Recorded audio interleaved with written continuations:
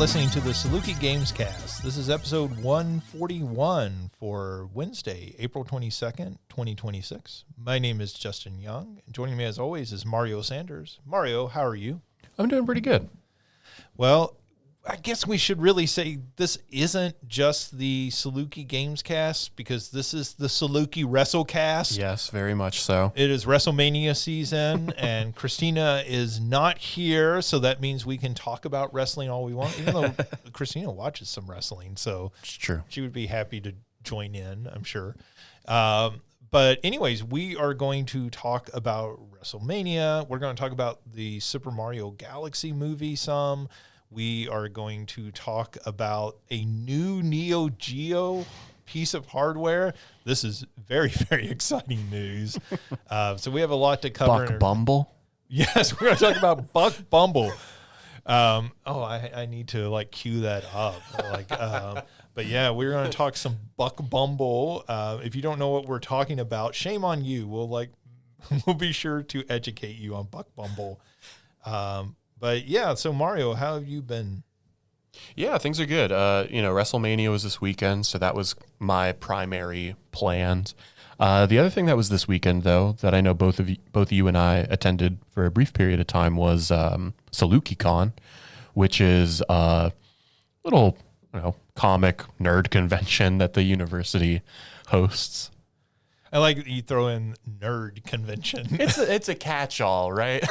No, I mean, nerd culture is not a disparaging term anymore. Yeah, exactly. Like it is one that's been embraced. But it's one, they got comics, they've got video games, they've got all, Star Wars stuff. So all different kinds of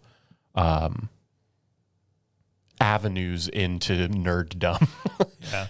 A huge thing of board games. Oh, yeah, definitely. They have a whole room set up where people can come in and borrow a board game and play it there and everything. That's always a huge part of it. This is what in past years, like you ran. The Gamer Lounge. Yeah, the Gamer Lounge, which OJ did before you. It's a really kind of cool event because for such a small town as Carbondale, like bringing all that sort of stuff in and everything. And, yeah, absolutely.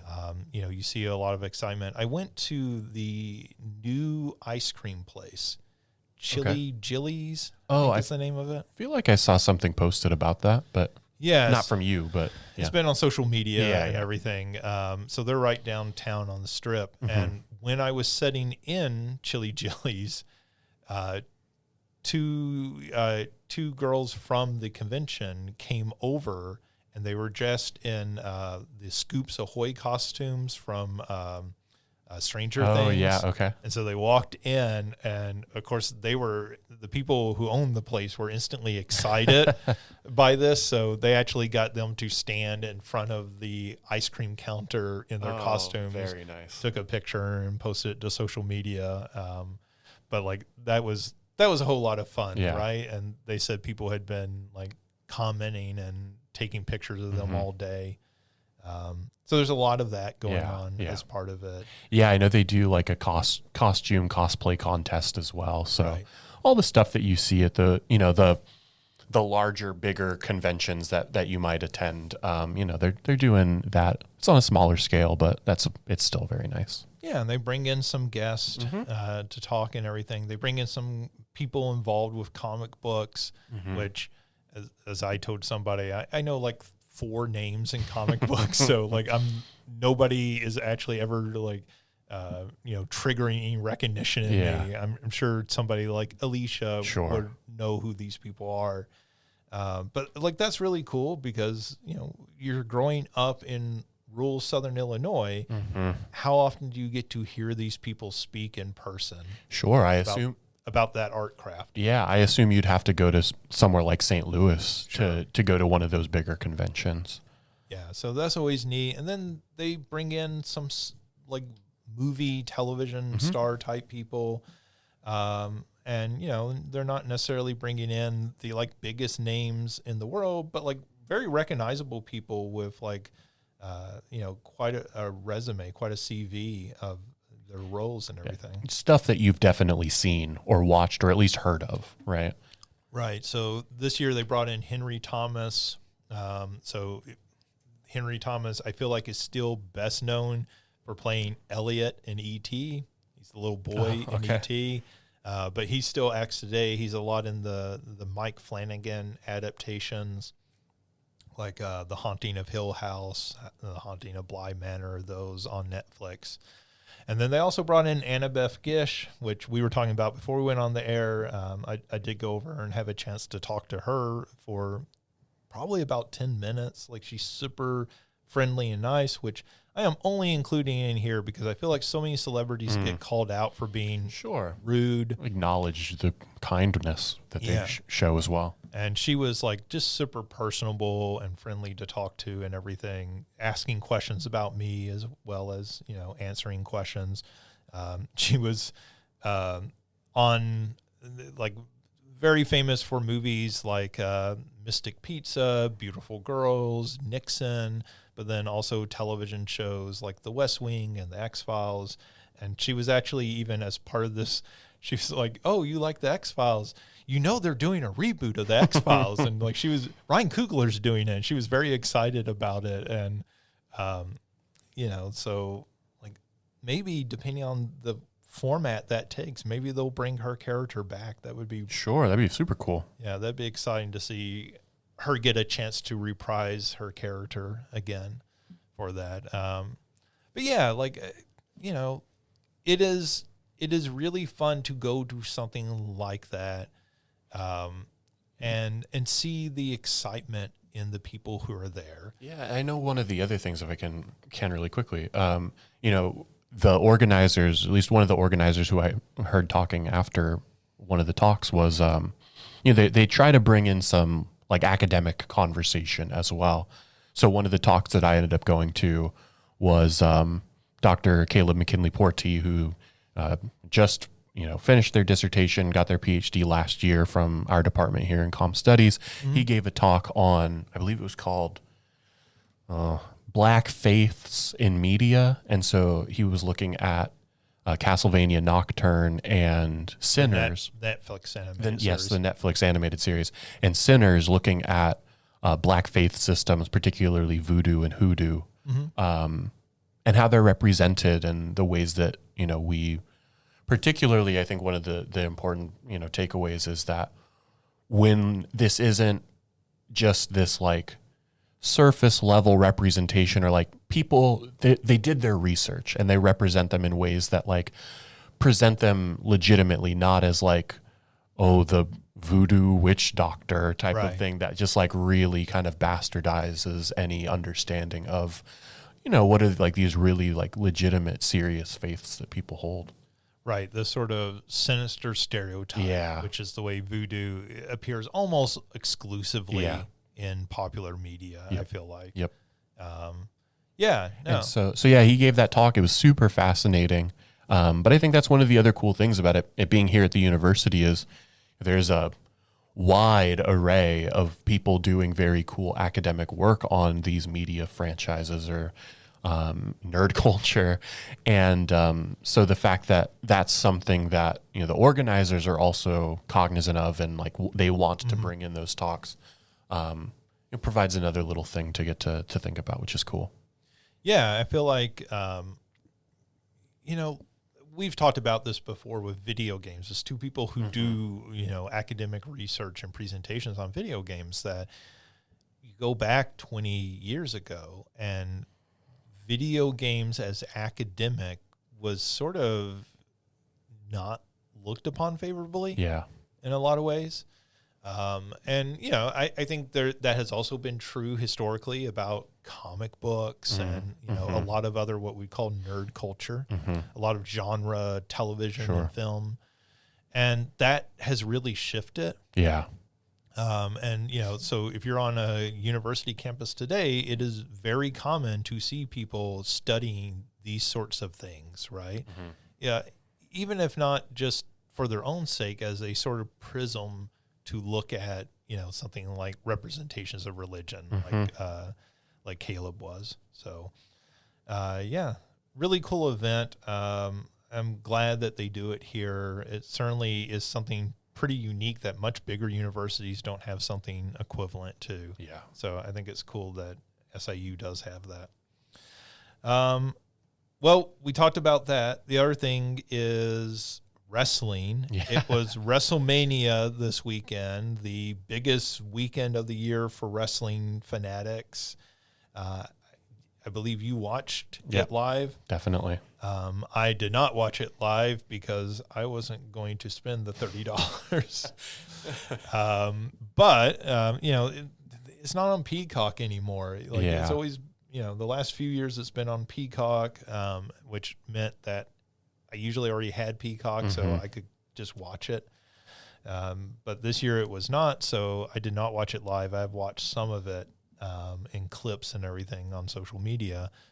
But what's your general reaction to WrestleMania as our wrestling scholar? It was fine, which is like kind of damning for WrestleMania. I mean, WrestleMania, as you said, it's the biggest weekend of the year, at least for the WWE. It's I heard somebody else talking about it. It's the show that should leave you feeling like, yeah, wrestling. And I don't know if it did that very well.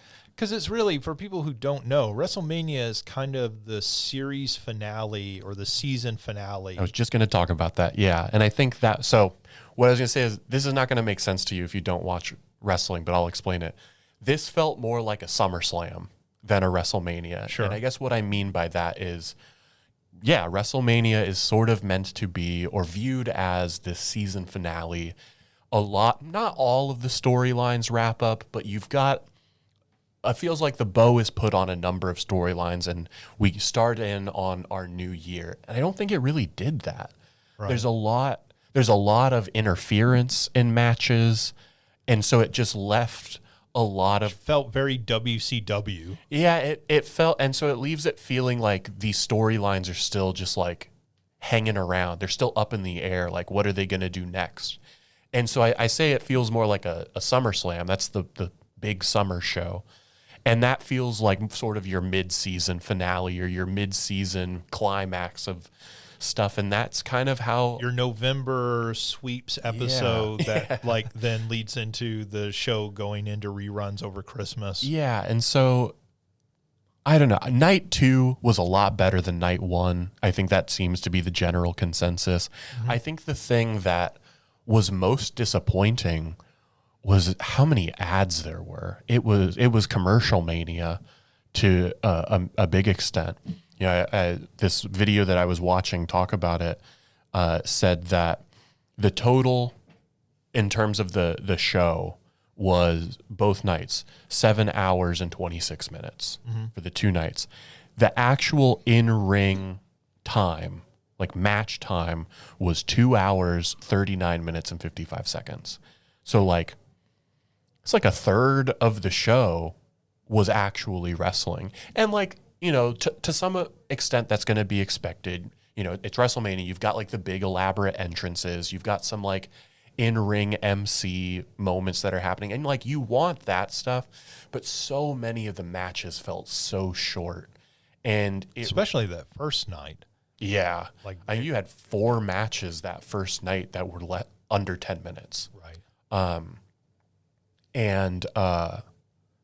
And so it really, for me, and I think this seems to be how people felt online, it really undercut a lot of the wrestlers' ability to like actually tell a story in the match. The matches felt so rushed.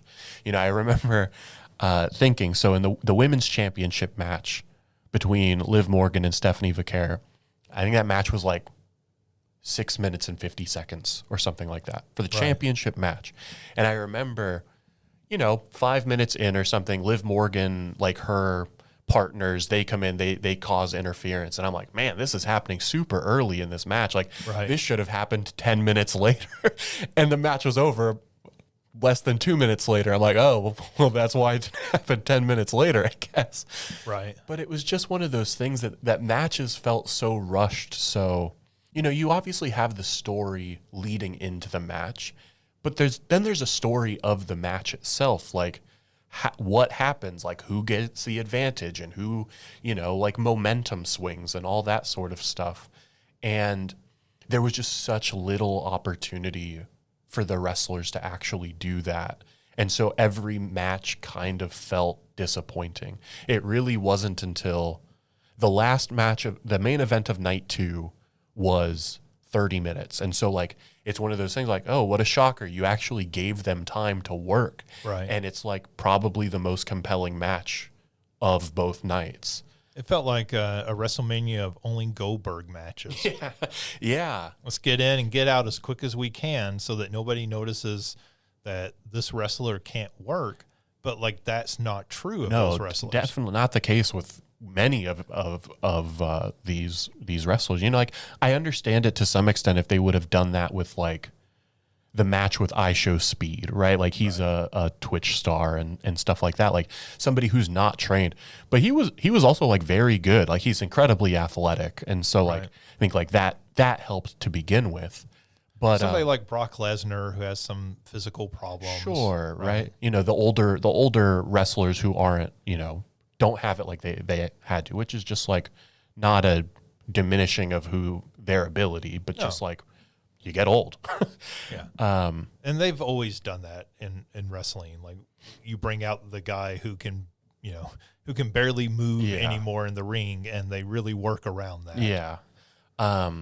And so it was disappointing for that reason. I think the other thing, and you know, I don't want to like harp on this too much because it's always been part of wrestling, but this time it felt like even more so was outside involvement from people that I just, maybe it's because I don't have any connection to them really.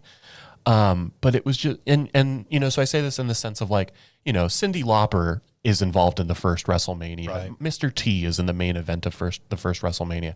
But I guess it's just one of those things where it's like Pat McAfee and Jelly Roll are like significant parts of the storyline for the WWE Championship. And I'm just like, Right. why? Like you've got Cody Rhodes and Randy Orton, who are two of the best. You know, Randy Orton's been one of your biggest stars of the last 20 years. Right. Cody Rhodes is currently the biggest star that you have. He is the champion. And a legacy. Yeah. Like you don't need these other people involved. And it's interesting because it's like the first part of that match when Pat McAfee and Jelly Roll are super involved, it's like it feels like nonsense. And then those two leave and they do something really interesting, and like it feels like, oh, you're doing something really intriguing with this story where like both characters, you're kind of doing this double turn where the babyface, the good guy, is turning into the bad guy, and the bad guy is turning into the good guy in the midst of the match. Right. And then it's just like, nope, here's Pat McAfee again. And it turns into just nonsense at the end of the match. And so it's like, I don't understand some of the creative decisions that they make. And I mean, like, I never will, and that's fine. But like, it feels like, and this has been a big criticism of WWE over the last couple years, really since TKO bought the company. Mm-hmm. It's more about like viral moments and like, how do we get eyes on this rather than let's put together like an actual like compelling storyline for matches and stuff like that. How do we get these other people involved so we can get the fans of those people to watch this product? Right. Like I think anytime you're bringing in, you know, like well, we saw this with Logan Paul, right? Yeah, sure. Like you're bringing in these like social media influencers, and you're putting them into the wrestling ring, which like, you know, it feels so like desperate. Yeah. And to be fair, like I don't like Logan Paul, but like he's stayed in the company. He's like a full-time person in WWE. So like I'll like at least give him credit. Like he has really worked on his craft and has become like a pretty competent wrestler. Sure. As compared to these other, you know, again, Pat McAfee or Jelly Roll, who like that's not what they do. And like if they stick around and like continue doing it, great, by all means. But like I don't think you need to bring them in for the biggest show of the year and then we never see them again. That feels, like I said, it feels like you're undermining the actual wrestlers who are there every single week. Right. And I think, people have made the comparison back to, say, Cyndi Lauper, like you did, right? And it also feels like Cyndi Lauper at that time was somebody that every young person knew. Sure. Right? Like, you might not have been a big fan of hers, but, like, you knew who she was. Sure. And, oftentimes when I watch some of this stuff and, they'll bring in these outside people, I'm like, who? Right? Yeah. Like, they're not bringing in Beyonce to wrestle. They're not bringing in, and, like, I understand that's part of me just being older, Sure. Right? Like, but I also feel like, we've talked a lot about the sort of death of the monoculture. And I feel like it's harder to bring in people now that will register with your entire audience. So a lot of your audience is like, why is this person here? Like, why does this matter? And then particularly if, like you said, they're not going to stick around, then it feels even weirder. Like, okay, well, like, you brought in this person because they have 200,000 followers on Instagram. Cool, I guess. Yeah. But, like, it doesn't mean anything. Yeah. And McAfee has been around. He was commentating for a long time. Right. But yeah, it's just one of those things that it felt really somebody unnecessary. Associate with sports. Yeah, sure. Least. And I was joking about it with friends while we were watching. I was like, we've gone back and we watched a ton of the like old pay-per-views and stuff like that. Like, imagine somebody in 30 years doing the same thing. They get to WrestleMania 42 and they see Pat McAfee and Jelly Roll. Like, who the hell are these people in the main event, right? Like, if you want them to be a manager of somebody in one of the undercard matches, you know what? Sure, go for it, whatever. But, like, I don't know. Maybe this is me being an old person as well. I feel like the main event, there should be some sacredness or like sanctity of like, and that sounds stupid because again, Mr. T was in the main event of WrestleMania 1. Right. Mike Tyson was heavily involved with the main event of, was that WrestleMania 16, I think. So like it's been around, but it just feels odd in the moment. I mean, RoboCop shows up in WCW. Well, all right. He saved Sting. I don't know if you remember that. He was still Surfer Sting at that point. No, like, I mean, I completely understand what you're saying. I think that I have that same reaction. And again, this is going to make me sound old and like weird about professional wrestling, but like the advertisements all over the ring, like in the middle of the ring, like, you don't like the Slim Jim tables?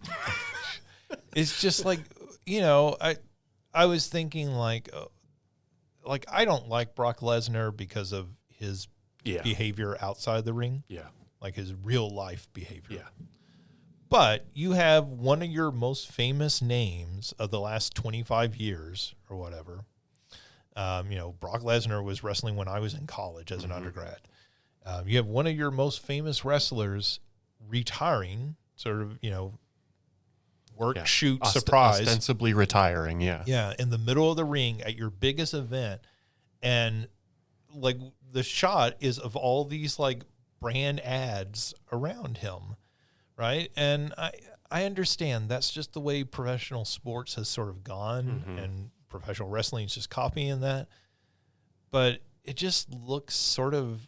and again, this sounds funny for professional wrestling because nothing's tackier than professional wrestling, but it looks so tacky. And it sort of like brings down, there are other ways and other places to do that. And I think, like we're talking about desperate. Again, it feels desperate with the rest of the advertising. Yeah. Like we're already charging you $30 to watch this to get ESPN Plus, whatever it's called. And now we're going to like fill it with commercials, and we're going to fill every visible image in the entire thing with some sort of product placement. Yeah. And you're like, come on, like how much more money do you need? Yeah. I just finished my 4 minutes of the advertisement screen. We're in a commercial break. Right. And then I come back to more commercials. Like, yeah, all right, I guess. I don't know. I mean, there's a Morgan Spurlock, who, a lot of people come badmouth today, but like he did a documentary called The Greatest Film Ever Sold. I think that's the title of it. Mm-hmm. And like you watch that movie and it's all about how advertising has just like sort of taken over our culture, like that you can't look down a street without just seeing like advertising everywhere, brand names everywhere. And I think, again, it's always been involved with sports. There is a reason there is a Gatorade bucket on the sideline of a football game, right? Yeah. That is product placement. But I feel like it's gotten so intrusive now that it sort of feels like overstimulation of your eyes when you're watching something like that.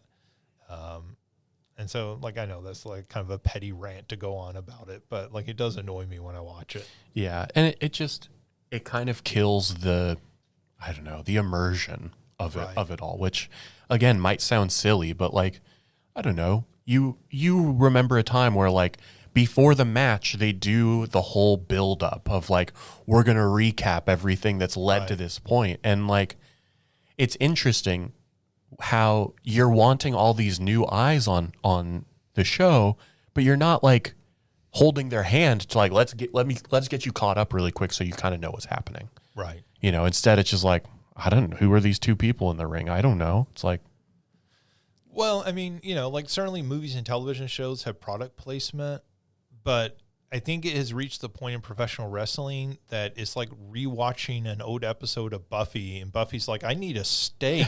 We should stop by Home Depot so I can buy some lumber and cut it into steaks so I can kill these vampires.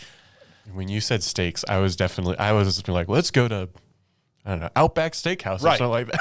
But I mean, I get what you're, that's how it feels, right? Like we're at that point in wrestling, and there have certainly been some movies and television shows that have done that, but like it feels that Morgan Spurlock documentary is making fun of that. Yeah. Like he actually like sells the naming rights to the movie, so I forget what company it is, but like they're sponsoring the movie. Mm-hmm. Pomade, I think, is the sponsor of the movie. But like he also has all these other brands that are like sponsoring the movie to get it made.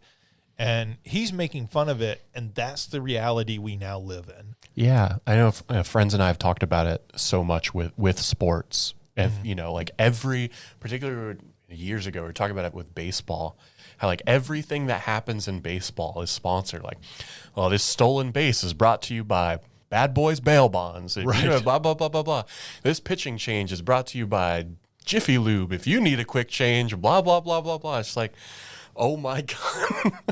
Well, and it's really weird. And then the names of the stadiums as well, of course, on top of that. But yeah, I mean, we've lost all of our original names, right? Like they've sold Dodger stadiums naming rights now.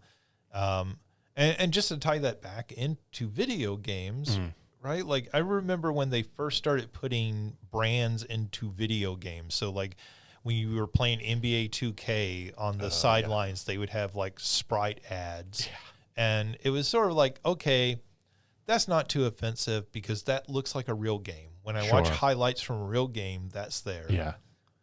But now that's become more and more intrusive into a way that, like they're putting it into sports video games at the level that you see the real broadcast. And you're just like, do we need to do this? Well, and I think that's where it was so jarring when we first played it. We were playing one of the World Cup 98 or something like that for the N64 with their N64 group.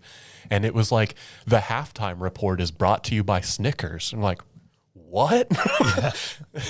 It's surreal.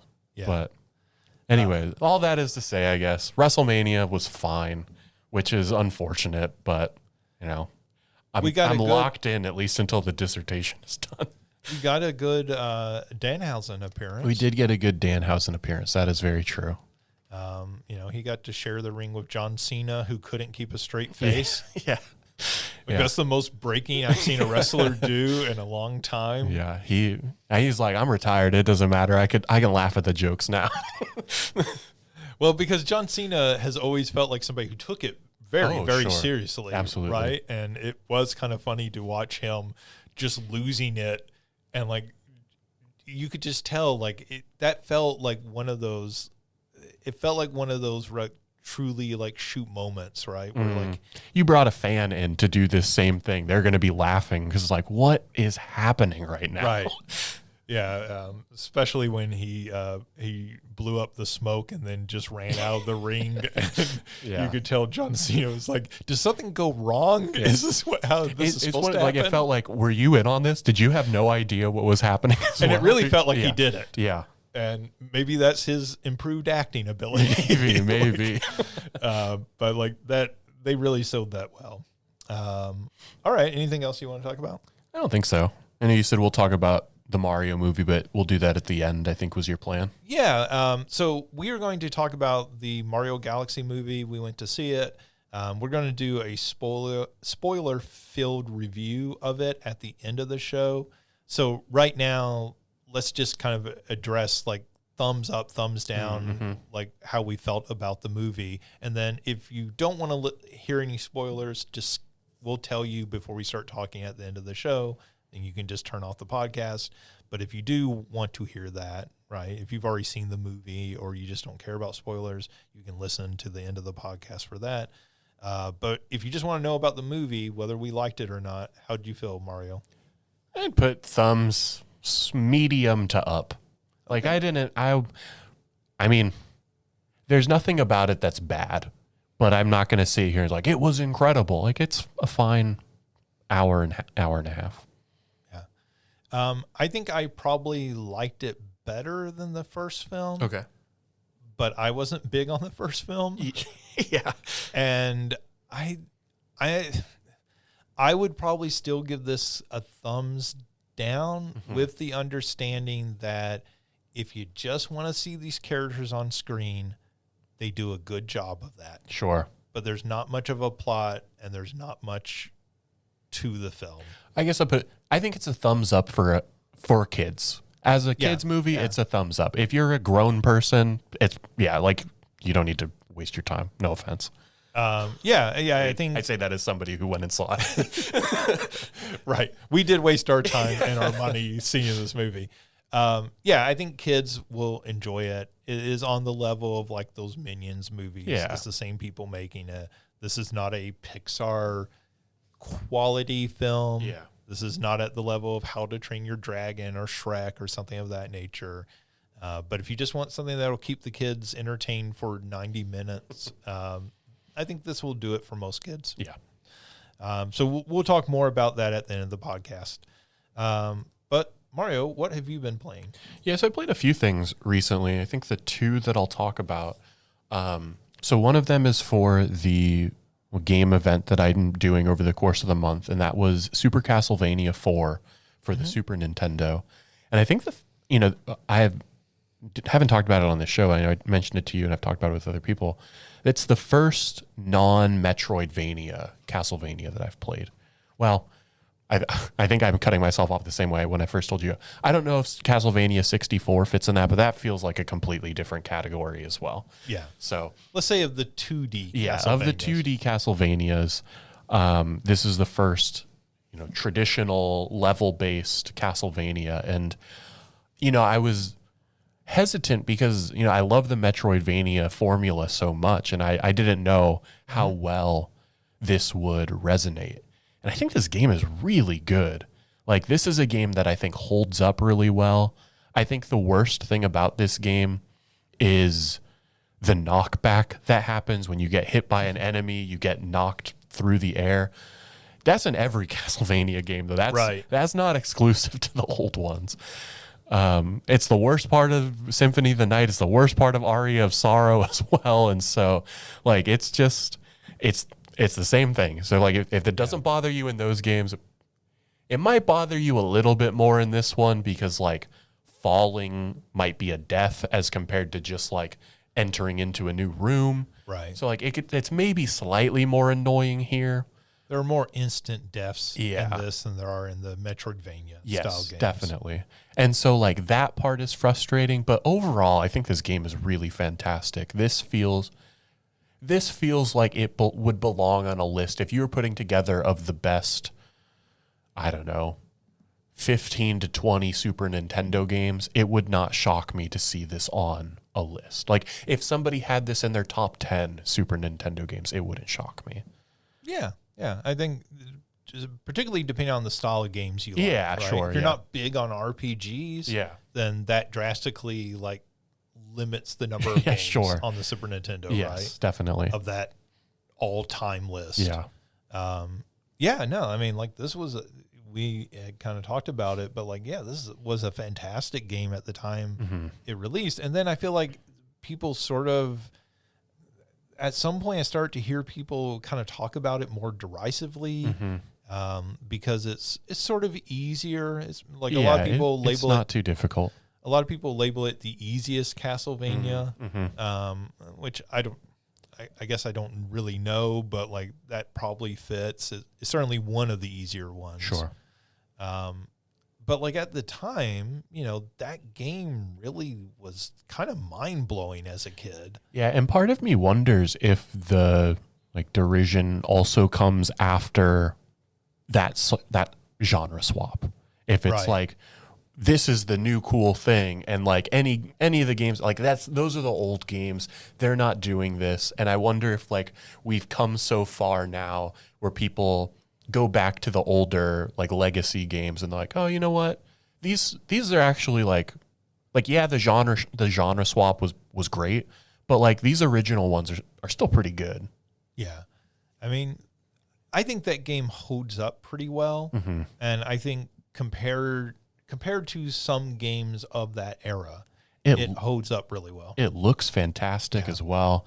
I think one of the best parts of that game, I mean, it starts with such a banger of Simon's theme, with the music. And I think the end of that game where it brings that song back in when you're fighting Dracula is such a phenomenal moment. I think that's like kind of a trope that happens pretty often of like the hero's theme coming back in and like the final climactic fight. Sure. But I don't care. Like it's still great. It hits really well. So yeah, I think that game still looks amazing. Yeah. Like a lot of those Super Nintendo era games, like the graphics really hold up in them. You compare that to like Castlevania 3, which on the NES, which is sort of difficult to go back to. Yeah. There's a lot of just kind of garbage in the background, like particularly the backgrounds, like where you kind of look at it and you go, what is that even supposed to be looking like or representing? And then you play something like this and you're like, no, this still looks pretty good. If a game were made today that looked like this, I would be, as an indie game, I would still be pretty impressed with it. Yeah, and it's interesting to compare that to like your next generation of like the N64 or the PlayStation, where like some of those games, the way that they look are harder to go back to because definitely they're just blocky and awkward. And like, that's not I don't mean that as a criticism of those games. Like, it's just the way that like, graphics and like, I think size of games have changed that. But, I think we often think like the older the game is, the harder it can be to go back to graphically. And I think in the Super Nintendo's case, that's really not true in every case, at least. Yeah, those 16-bit games, and then of course the Game Boy Advance, like that, those eras of games hold up really well. Those 2D graphics. Yeah, it's always interesting to see like what people can like go back to. And I also think it's interesting with a game like that when I see modern games that are going for a retro look, right? They often go back to the 8-bit days for that retro look. They don't go back and try to copy the 16-bit games. And you're like, everything wasn't super pixelated. Yeah. Like these games look really good still today. Yeah. You could make games that look like this, but like that takes a lot of amount of time and energy and and skill. Yeah, definitely. It is much easier to make games that are less impressive looking. Yeah. So yeah, I don't think that game gets its druthers often. Yeah, so I played that, really loved it. The other one that I played, which is another like game of its time, but a much more recent, was called The Wizard of Oz Beyond the Yellow Brick Road, which was a team-based JRPG on the Nintendo DS using the Wizard of Oz characters. Okay. Yeah. So you've got Dorothy and the Straw Man and the Tin Man and the Lion is your JRPG party. What about Toto? Toto's there. He's not part of the team. Oh. But you can pet him. As an early instance of can you pet the dog? Yes, you can. Oh, well, that's good at least. But it's an interesting game in that I think the way that it does combat is really interesting. So like you've got 4 priority, I think is the word that it uses, but like 4 priority and different characters' moves cost different priority. So like each of Dorothy's moves only cost 1. The Scarecrow, each of its moves only cost 1. The Lion's moves cost 2, and the Tin Man's moves cost 3. Okay. So you can mix and match to add up to 4. So you do 1 of Dorothy's moves and 1 of the Tin Man's moves, 1 of Dorothy, 1 of the Scarecrow, 1 of the Lion, 2 of Dorothy, 1 of the Lion, so on and so forth. Yeah, that sounds right for that era of RPG, Yeah. using a system like that. And I think the thing that they do that's really interesting, so whoever's moves you're using goes to the forefront of the team, and anybody that you're not moving stays back. And if a character is back, they can't be hit by an enemy. Okay. So you can do some strategizing of like, the Lion is at full health, so like I'm going to just send them out for both moves, meaning only the Lion is going to get hit for these next 2 moves. Right. Or I could send the Lion out. The Lion can heal Dorothy so that she will be healthy for the next turn, so that I know that she can survive and all of these sorts of things. So like it's like the front row, back row system adapted. Yes. Yeah, definitely. And so like that part makes for some really interesting strategy for the combat. I think where this game shows its age, if it were to come out today, the one thing that I think would absolutely need to be implemented to really make that strategy feel like it's come to fully come to fruition is you can see your turn order. Like there's a speed stat. The Scarecrow was the fastest, so basically the Scarecrow was always going to go first. The Tin Man was the slowest. He was always going to go last.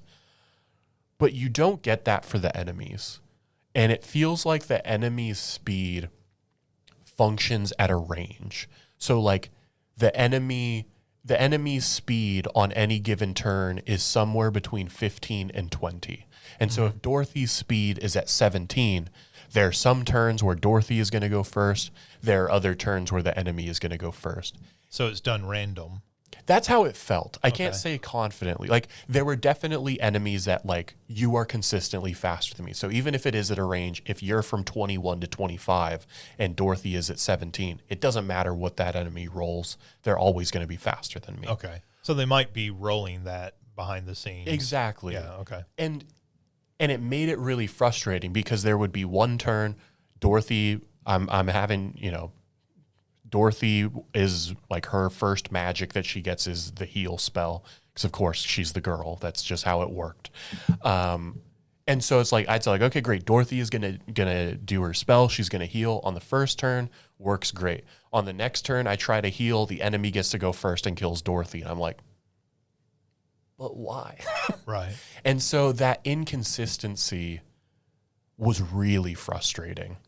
And it made it hard to like really get into the depth of the strategy where it got to the point where I'm just like, all right, nope, no strategy.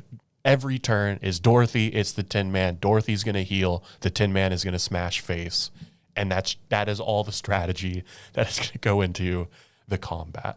And that got me through 95% of the game, I'll say. The final boss was had to be like real big brain, Whereas, like, you know, it's the Matrix. I'm seeing the ones and the zeros in terms of like swapping characters in and out. And I think I had to do that because I was under-leveled. That would be my other criticism. The game is kind of a grind fest. Yeah.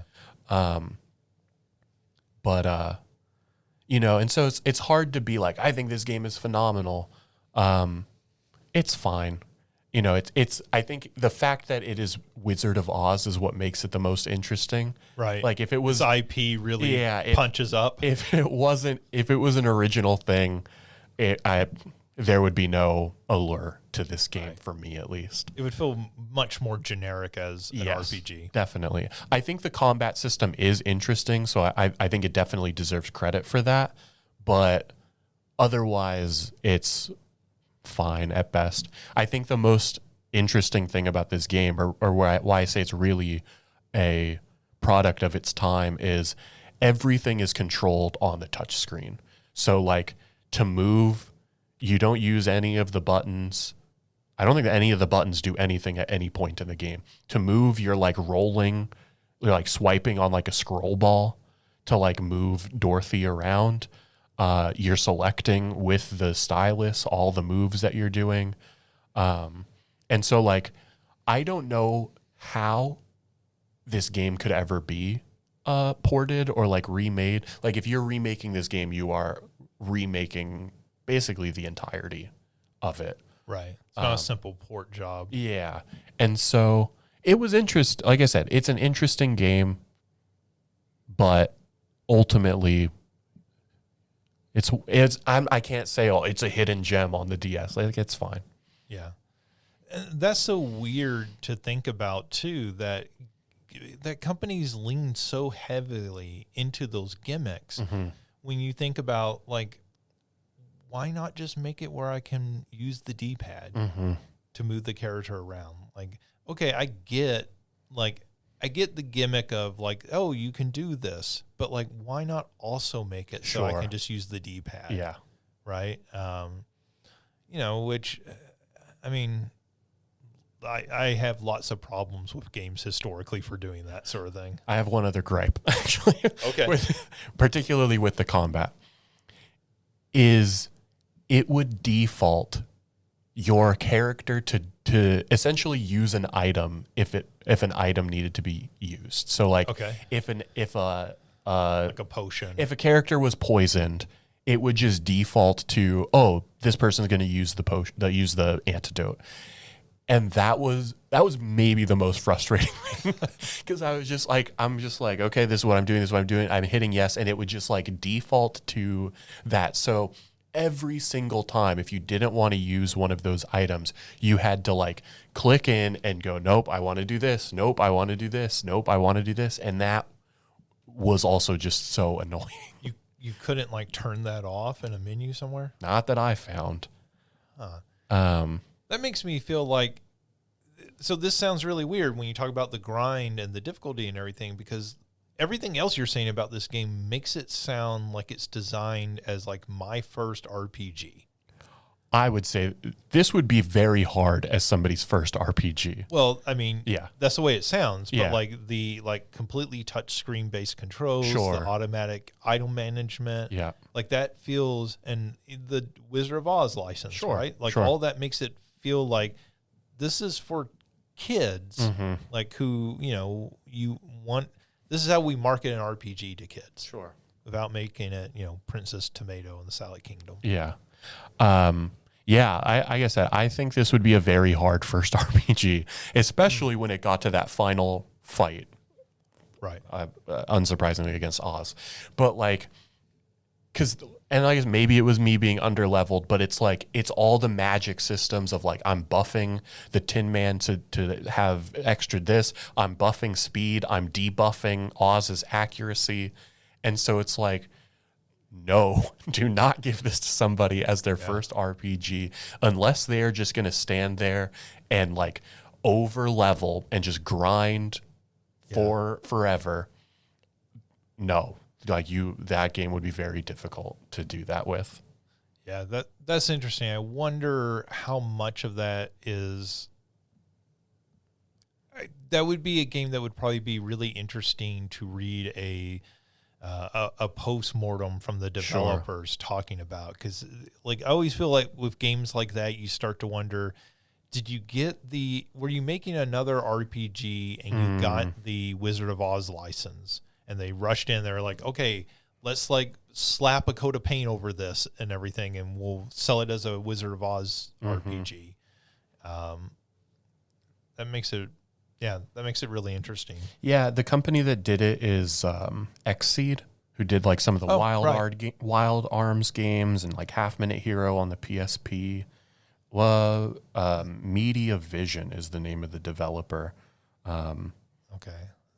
I don't know them, but Xseed has a pretty good reputation. Let's see. Oh, okay, so this company also did the Wild Arms games. Shining Blade, a couple of the Digimon games. Oh, wow. So like the new Digimon games. Yeah, like I said, it's interesting. It's an interesting. I feel like I looked for if that was a setting that you could turn on or off the like automatic item usage. Right. I didn't find it. Like maybe it exists. It would have made my experience. Like, it wasn't bad. It was just annoying. Like, It was tedious to have to change every single time. But that's one of those quality of life things you're talking about. Yeah, and so that's where I think, like I said, if they were releasing this today, the same way that, like, Baldur's Gate shows, like, the turn order of, like, okay, this person's going, and then the enemies are going twice, and then it's my other character, or, like, Claire Obscure does that. I feel like if you implemented that into this game, yes, in some ways it's going to make it easier, but I think it just opens up, it allows me, the player, to strategize around turn order in a way that feels like I have more autonomy over what I'm doing rather than just like, fingers crossed, I really need Dorothy to clutch up and go first here. Yeah, which, I mean, was an issue with the original Final Fantasy games. Yeah. And then when they introduced the active battle system and they had the gauges down below your characters where you could see like, oh, my character is going to be up next. That really did a lot for the playability of those games. Yeah. Particularly as those games got more complicated. Yeah, definitely. That was a big deal. So like, when you see something like Final Fantasy VII being as popular as it is, that was because they had evolved those systems to make them, I feel like, much more inviting to the casual player. Yeah. Yeah, that's interesting. Yeah. Is that it? Yeah. Well, like I said, interesting game, mostly interesting in its usage of the IP. Right. But outside of that, it's fine at best. I don't know. I feel like Toto should be a character. Like, be like one of the Moogs in Final Fantasy. I will say, I think the game also looks really great. Like, its art style is very cool. The settings are like beautiful. So like that is definitely another plus that, deserves some recognition for sure. Cool. Well, I have also an RPG to talk about. So I played People of Note, which People of Note is the most Alicia game that I can possibly imagine, in that it's a turn-based RPG that is a musical. And the only way it gets to be more of an Alicia game is if Sonic shows up in it. He does not. That you know of. That's true. I am not completely finished with the game. I feel like Sega would say yeah, sure, you pay, we've got a number. Yeah, Sega very much does always have a number. So this is a role-playing game, a turn-based role-playing game, a Japanese role-playing game, if you will, though it's not made by a Japanese team. And the sort of big gimmick of this is that it's a very musically driven world. So even the different areas that you're going through in the game, there's one that's sort of focused on J-pop or K-pop style music.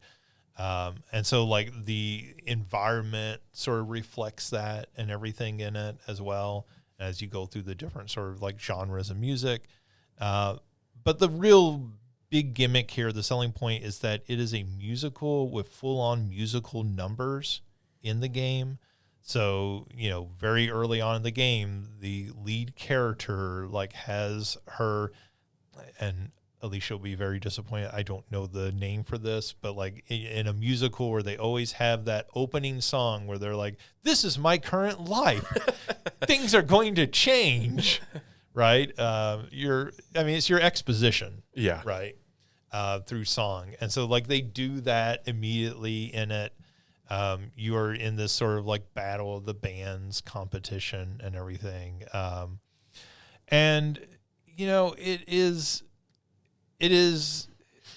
It has that sort of feeling to it of when a Western studio tries to do anime, where everything feels inauthentic to a degrry. And so that's, I guess, stylistically, that's one of the criticisms I would lay against it. That's, what was it? K-pop Demon Hunters, right? I know some people are really into anime and that film just offends them. Yeah. Because it's kind of usurping the style, right? Mm-hmm. And I think that this might have a similar impact for some people. It doesn't really bother me because I'm not an anime fan. So I don't really care one way or the other. would disagree. Yeah. But I can see how that would be problematic. Sure. For some audiences. The musical numbers are pretty good. You said they got some pretty solid voice talent for this. Yeah. I know one of the people is Alex Boniello, who did Dear Evan Hansen on Broadway, and has done some other shows on Broadway. That is how he makes his career. Sure. As a Broadway star. And so he does one of the major characters that you meet very early on into the game. So yeah, it feels like they went out and got Annapurna Interactive is the publisher right? Behind this. And, they're the ones who have the money to go out and hire real people. Yeah. You could say if this is some small independent studio that's doing this, they can't afford that, but getting Annapurna to, fund it means that we can now this game can go from a 6 to an 8, just based off of voice talent alone. Yeah.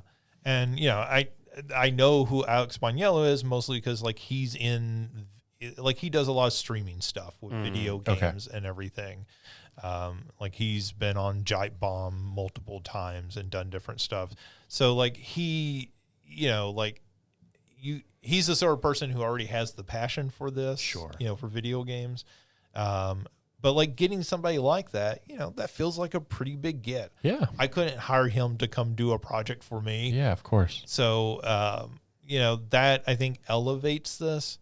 We always talk about voice acting, what a difference having real actors, Dispatch we talked about last year. That is a game that if you just had Bill from accounting come in and do the voice, it lowers that game significantly. And this feels very much the same way. When you say it's elevated from a 6 to 8, I think that's very true. It feels those numbers are arbitrary, by the way. Right. But, yeah. But it is, it is getting a bonus up from this. The game itself plays it reminds me very much of something like a Final Fantasy VII. The backgrounds aren't pre-rendered, but you're very much kind of on a path through it. The things that it does as far as gameplay, they're a little sort of innovative and everything. It is borrowing the sort of, and it's not borrowing this directly from Clair Obscur because this game was obviously well into development before that came out. But the sort of active battles, right? So you're action command type of thing. Well, you're having to when you attack, you have to hit the button on beat. Okay. And so you get a closing circle around to hit. So that's on beat. So, that, like a Mario RPG. Yeah. Cause I remember I wish listed this a while back. I think it was sometime at the beginning of the year when I first saw it announced. I saw that, or they talked about it in reference to Clair Obscur, and I was like, well, and that combat system was what I loved so much. I mean, the story was great too, but like the combat system was what I loved so much. And so seeing any game that was doing something similar, like I wanted to check out. So I have bought this game. I've not played it yet, but I'm glad to hear you talking about it. Yeah, I would say it's not as developed as the combat system in that. Sure. You know, you're not doing the like multiple parries and that sort of thing with the combat system. So this is a much more kind of a stripped down, which I think the whole game sort of has that feel. It feels much more like an indie game, which of course Clair Obscur sort of is, but was the little indie that could. It feels like a big AAA game when you're playing it. Sure. You know, it looks like a big AAA game. This much more feels like an indie game, even though it has the financing from Annapurna behind it. So very cool. The other thing that they have in this is they do have environmental puzzles, and particularly you'll kind of like go into a room and there will be an environmental puzzle that you have to solve, which is usually, you know, something like, okay, this is broken up into tiles and you have to like navigate through it in a certain path and figure that out. Like a lot of modern games, they have where you can turn a lot of that off or on. So you can like turn those puzzle rooms off. You can turn combat off in the game. So if you just want to experience the musical of this, you can kind of do that. I think that's really neat because I can imagine, I have never found the combat or the puzzles in this to be super challenging or frustrating, but I could see how someone could. Or just find it annoying. Like, I don't really want to do this part of the game, right? So it's kind of neat that they include that. But, you know, like, as far as the game overall, you know, at least as far as where I am right now, this does very much feel like when you said the 6 to an 8 because of the sort of trappings of it, it feels like maybe something that would be in that 6 to 7 range that really gets bumped up a notch or two thanks to the trappings around it. Nice. You know? How much time have you put into it thus far? I don't know, probably somewhere around like 10 hours or so. Okay. Because I think that's my other question. That was such a draw, I think for both of us, to Clair Obscur was its time. You know, it's a 30-ish hour game. Right. It's not 100-hour RPG. RPG. I don't, as a little indie, it wouldn't be my expectation that's how long this one will be. My guess is probably 20 to 30 as well, but I do not get the impression this is anywhere close to 100 hours. Not every line in this is voice acted, but there is a lot of voice acting in it. So just for that reason alone, I just can't imagine it's that size. Yeah. But especially at the price. Like, the other thing is this is like also fair. $25. You know, I just don't expect a $100 game out of a $25 game. Yeah. No, like I said, I'm looking forward to it. That's a game that's on my list of to play over the summer. Yeah, and you know, I don't know if I've said it on this podcast. I feel like I must have, but like, I'm not a huge musical fan, and like the novelty of this is still interesting enough to like get me involved with it and everything. And I will say that the music is, you know, a lot of it is very sort of the modern sort of pop Broadway show. Right. So, you know, don't go in expecting Guys and Dolls style musical numbers. This feels much more modern than that. Dear Evan Hansen is probably a good comparison in some ways. You're playing this, you got it through Steam? Yes. Have you played it or tried it on a Steam Deck? I don't remember if I asked you that already when we were talking one-on-one about this. Yeah, no, I have not tried it on the Steam Deck yet, though it does have the little like yellow warning on Steam that some of the text may be difficult to read. That's what I saw, and so I don't remember if we talked about this already or not, but that's how I'm thinking I will at least try to play it. Right. But I saw that same, you know, everything seems like it's playable, just the size of the text might be difficult. So yeah, I mean, major interactions are voice acted, but not all of it is voice acted. So you will need to read some text that's going to depend on how comfortable you are reading it on a tiny screen. Sure. That may also, of course, be something that they patch. Sure. Yeah. They have like a thing in the settings where you can up the size of subtitles and stuff. At least, or the opacity or something. Yeah, at least dialogue I could see that might be a little bit more difficult for screens like where, like the shops and stuff. That might be a little more challenging. Yeah. But at least for dialogue, I could see them upping the font size, or at least, as an option. Yep. On that. But yeah, like a neat game. And I think at 25, I paid less than that. But I think if you, at $25, if you have an inkling of interest in this, if you like role-playing games, if you like musicals, I think there's something here. I think it'll it'll find an audience. So, that's the main thing I've been playing. There's a couple other things, but some of those I'll talk about later. So let's move on over into the news. One of the big news stories is that not long after raising prices, I think about a year after raising prices on Xbox Game Pass, Xbox has announced they are lowering price on Xbox Game Pass. I didn't think it was that long. I think it was like earlier this year they announced those raising the prices. Was it only this year? Yeah, because I guess I think about it because I played Clair Obscur on Game Pass, and that was in I guess that was in September. Yeah. I thought it was within the last year sometime. It's definitely within the last 6 months. I would say probably pretty confidently.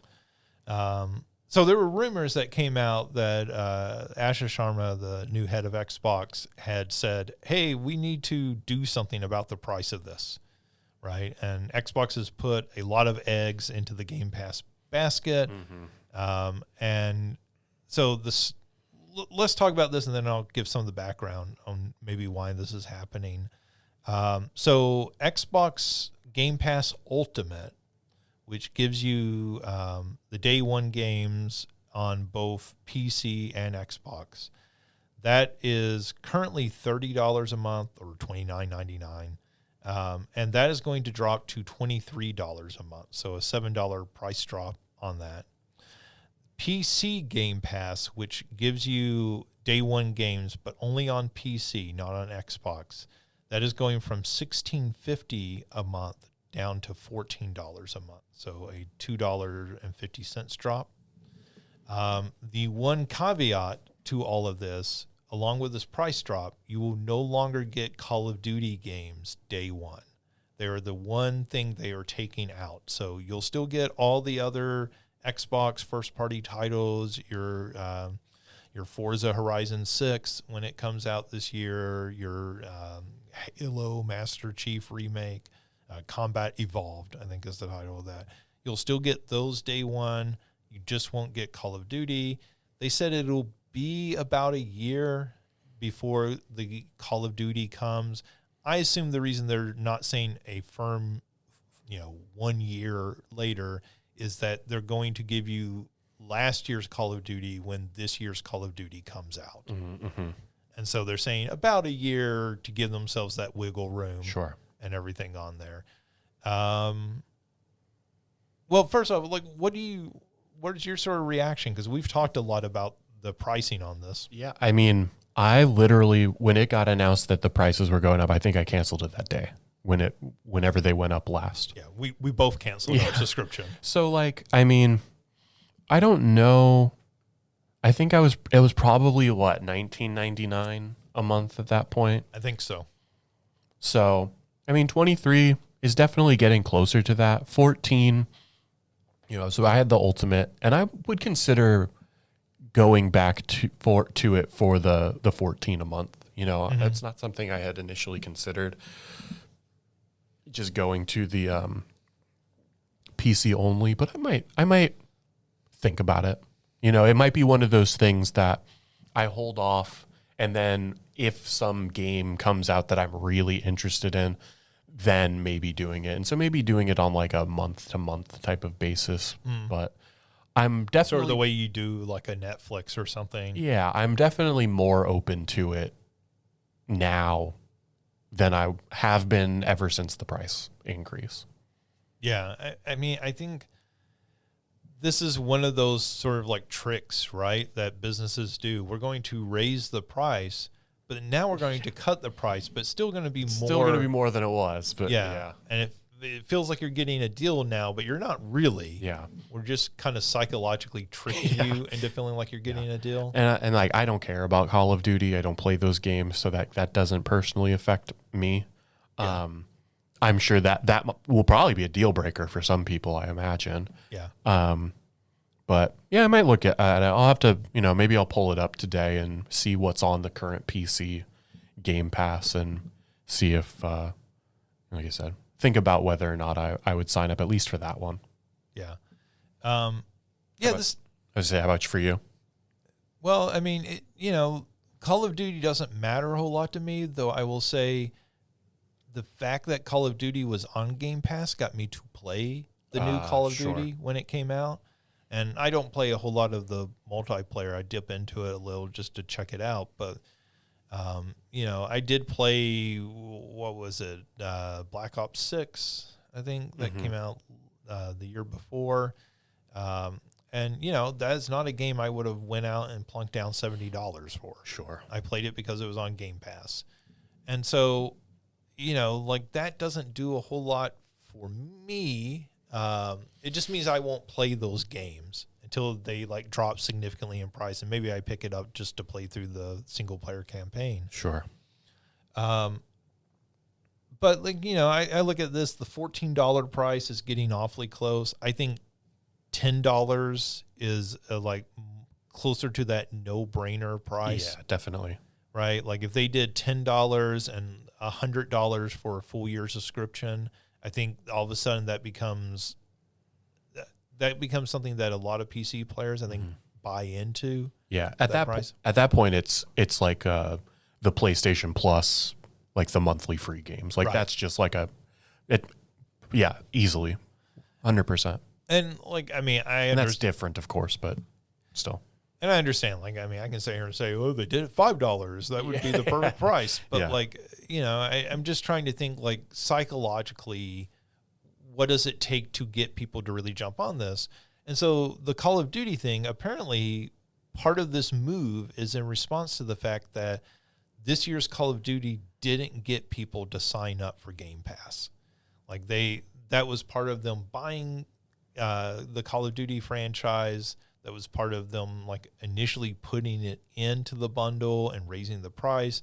And apparently that did not translate into an uptick in Game Pass subscriptions, or at least not at the level that they were hoping for. Sure. Right? I think they were kind of hoping the 25 million people who buy Call of Duty each year would all subscribe to Game Pass, and that just didn't happen. Yeah. I think part of the reason is a lot of those people are playing Call of Duty on PlayStation. Also fair. They're not playing it on Xbox or PC. Yeah. And I don't know the numbers on that, but like that's just sort of my gut instinct as a lot of people have moved over to PlayStation. So this feels like one of those things like, had you done this, during the Xbox One generation, maybe that has a more significant impact. Yeah. But maybe it's too late for it to have that level of impact. And now the question becomes, if it's not coming to Game Pass day one, is anybody going to be playing Call of Duty on an Xbox? Oh yeah, sure. Yeah. I mean, I guess if you just like buy the game, right. I imagine there's a probably decent portion of Call of Duty players who that's like, that is the game they play, right? Yeah. They play Call of Duty, they play FIFA, and they're playing the like big games, but like they're not playing all of the other the 98% of what's also on Game Pass does not interest them. Right. Yeah. Yeah. Like, and I think when you look at something like Game Pass, it's really interesting to think about what is getting played on there. And of course, Microsoft has that data. Sure. I've always thought like Game Pass, do you lower the price and offer a tier that says, hey, you get our first party games 3 months after they come out, or even just a month after they come out, right? and we'll give you this a few dollars off. And, like maybe that gets people to go out and buy those games who just can't wait. If you're the sort of fanatic who can't wait to play, the new Forza game, then you go out and you spend the $70, but everybody else waits a month or 2 or 3, to get that game for free. I get the psychological appeal of day one on Game Pass, but I also feel like as part of a subscription service, I don't need everything. Like, you don't have to give me all of your games the day they come out. Sure. Right? Like, for the average player, which is not us, right? We're not the average people because we're on this podcast each week talking about new games that we've just played. Yeah.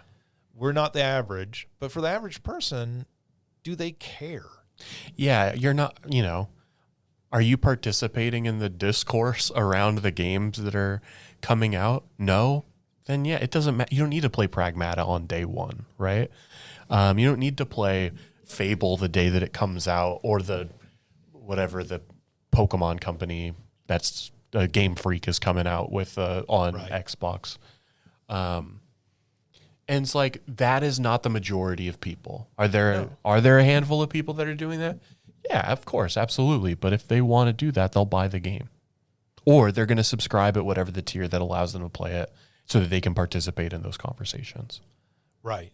And do you just direct those people to your $70 product, and everybody else get this subscription? Yeah. And you play these games when they come out, and we're going to have, we're going to have our marketing push when the game comes out, and in a couple of months or so, you're going to, all that hype that's been built up in you're going to get this, right?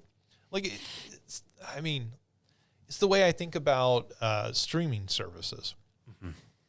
So Amazon made the Project Hail Mary movie that just came out, one of the biggest hit movies of the year, right? Yeah. And that movie is going to come to Prime Video. Yeah. Or the Mario Galaxy movie is going to come to Peacock streaming services. Well, in a few months when that comes out on those streaming services, all the hype and advertisements of when it was in theater and everyone talking about it, for the people who didn't bother to go see it in the theater, they're going to be super excited to watch it on that streaming service. That's what we've talked about with Helldivers, right? Helldivers had this revival. Not that it was still popular, but when it comes out to Xbox a year later, you have this resurgence in popularity because the people who haven't had a chance to play it are now really excited to have a chance to play it. Forza Horizon 5 was one of the best-selling games on PlayStation last year. Yeah. A full year after that game had come out on Xbox, right? Good games people will play. I know sometimes people don't find them, but these heavily marketed games, I feel find an audience, even if it's a year or two down the road. Yeah. So even if you delayed those by a few months, I feel like it would be like that theatrical release model. Oh, I'm not going to spend the $70 to go play this day one, but I will spend the $10 a month to play this game in a few months, just like I spend $10 on Peacock. On HBO or whatever. HBO, yeah.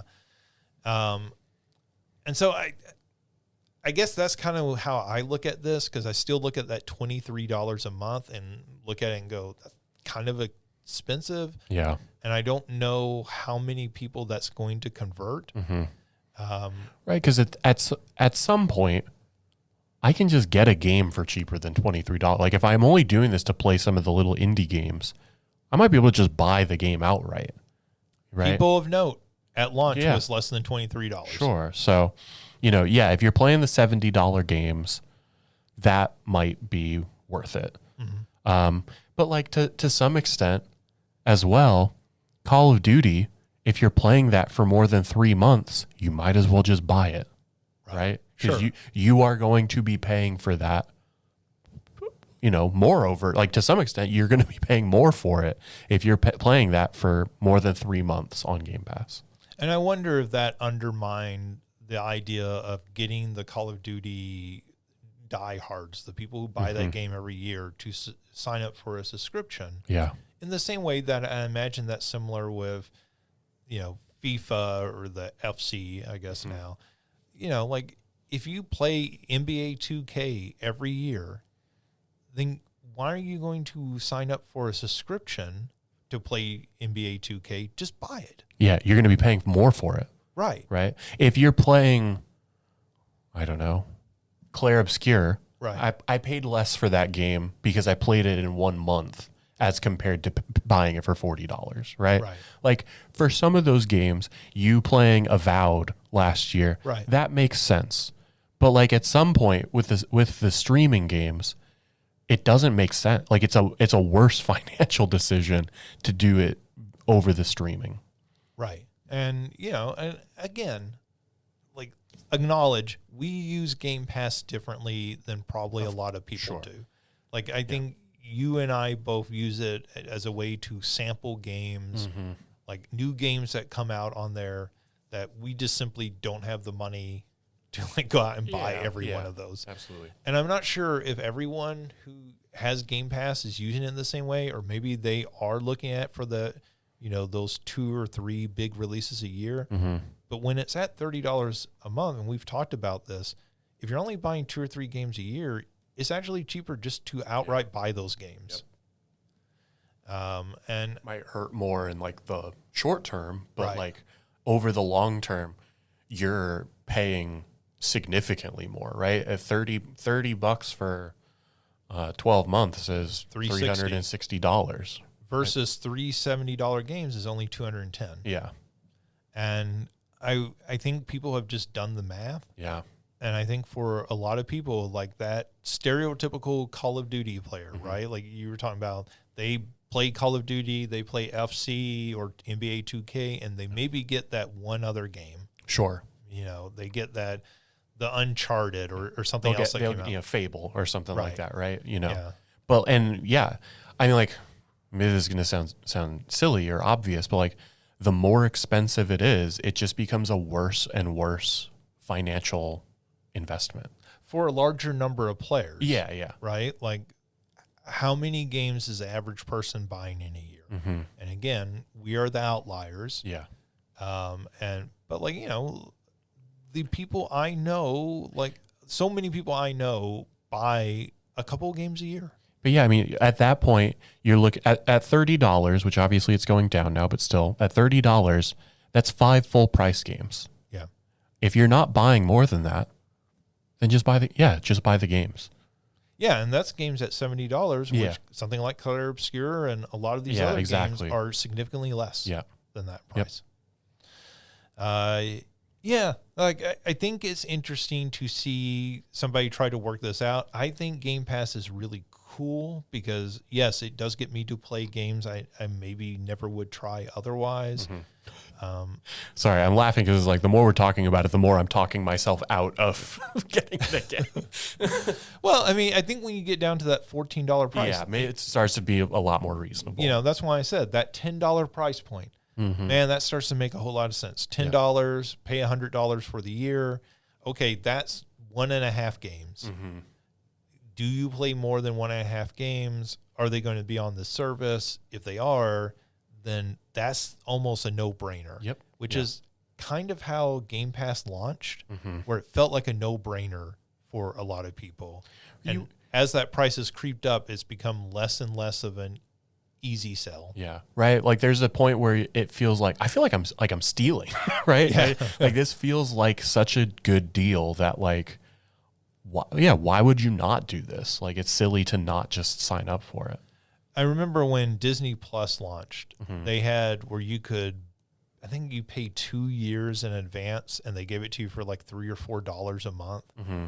And so many people I know signed up for that deal and just paid for 2 years of Disney Plus all up front, right? Because you were basically paying like $80 for 2 years of Disney Plus. And Disney was like, we're going to put everything we've ever made on here, which, you know, they mostly did.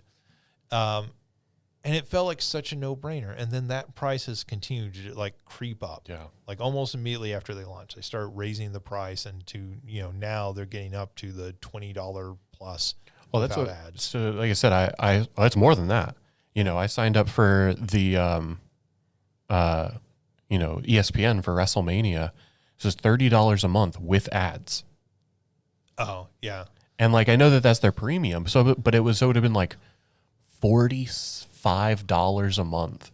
Right. That was the $45 a month for the Hulu and Disney without ads. Yeah. And that's with ESPN. Yeah. But yeah, I mean, and so many people I know have canceled that subscription, right? Like, I mean, my brother had it for his kids, right? And he was like, I'm just canceling this. I'd rather just go buy the movie. Like, you know, my daughter is watching, or my niece is watching Moana, like on a constant loop. And he's like, I'll just buy Moana. She can just watch it whenever she wants, right? She's not taking advantage of this full service. But like when it's $3 or $4 a month, yeah, of course, it just seemed almost easier. Yeah. And I think that's the problem with their pricing right now is they've kind of moved outside of that no-brainer. I think that's a lot of subscription services, as we're just talking about. Like it's moved into that, like, maybe I'm going to just have one of them. I'm not going to have all of them like we used to. I'm going to pick, I watch this show on HBO, so I'm going to have HBO.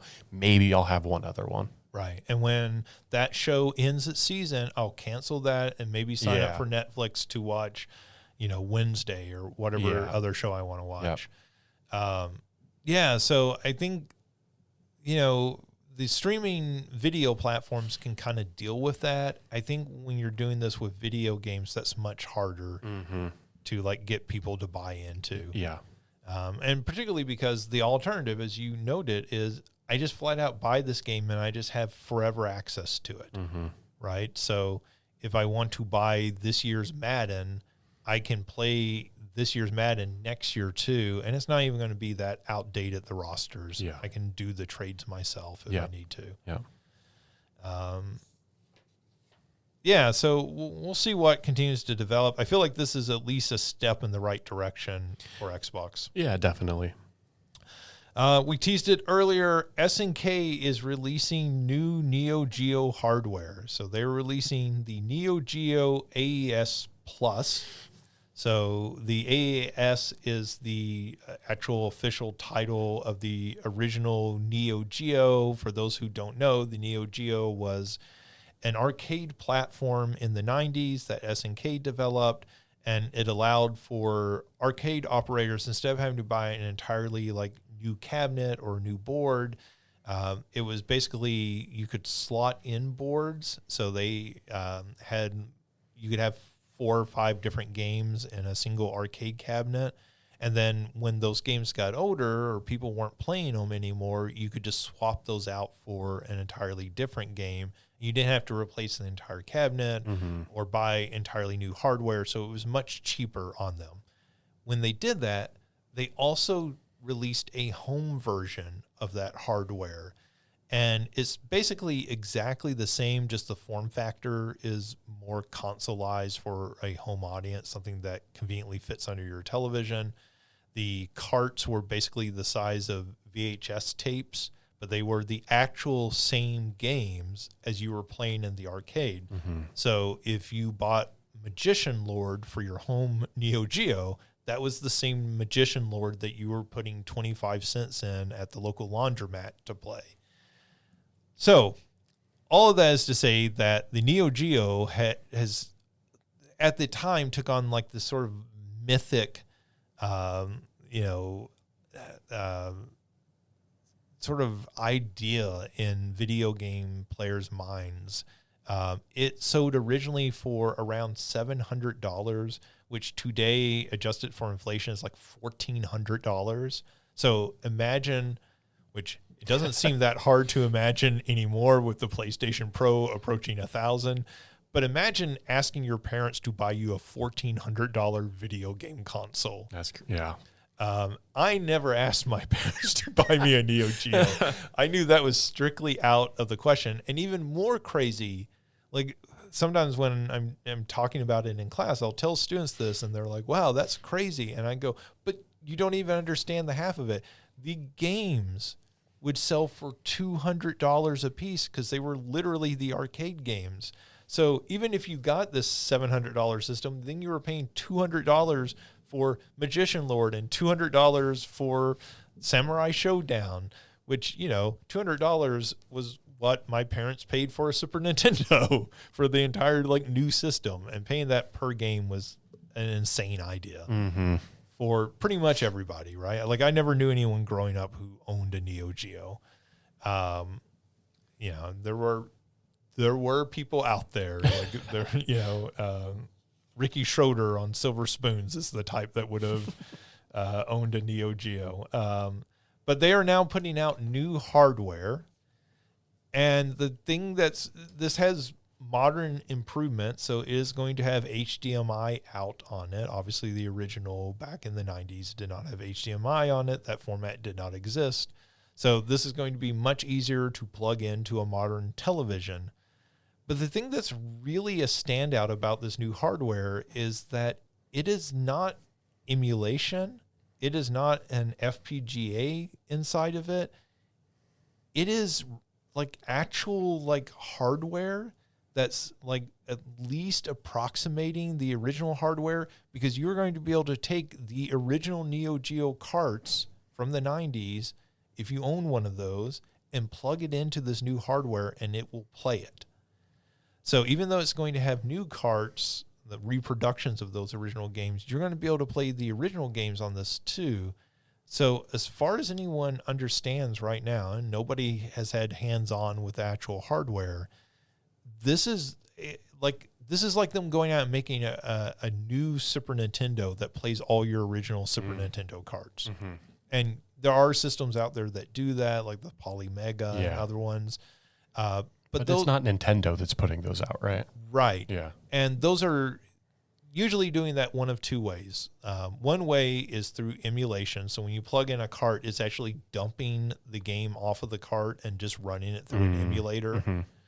Or the second way is they have actually butchered old Super Nintendos and taken the chips out of those and put them into a new hardware encasing.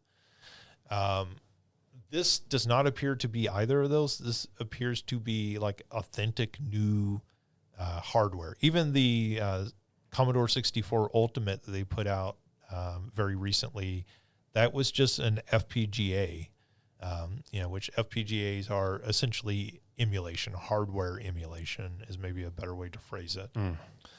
But yeah, so if you have a bunch of Neo Geo carts lying around, which I don't know that many people who do, but certainly there are collectors. This is a way to play all those games on new hardware with HDMI and, those modern conveniences and everything in it. They're releasing 3 different SKUs of this, ranging in price from $250 to $1,000. The $250 one gets you the base system and one of the arcade joysticks. So the original controllers that came with the Neo Geo were sort of a recreation of an arcade layout. So with one of the ball top joysticks, and then also the 4 large arcade buttons.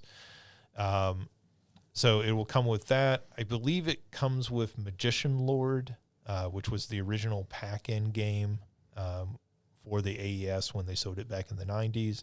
So you get all that for $250, which is a fair price, it feels like. Sure. If you buy any that... it's cheaper than any other console you can get today. True. Yes, definitely. But some of those FPGA systems, like the Nintendo 64 one that they're putting out, I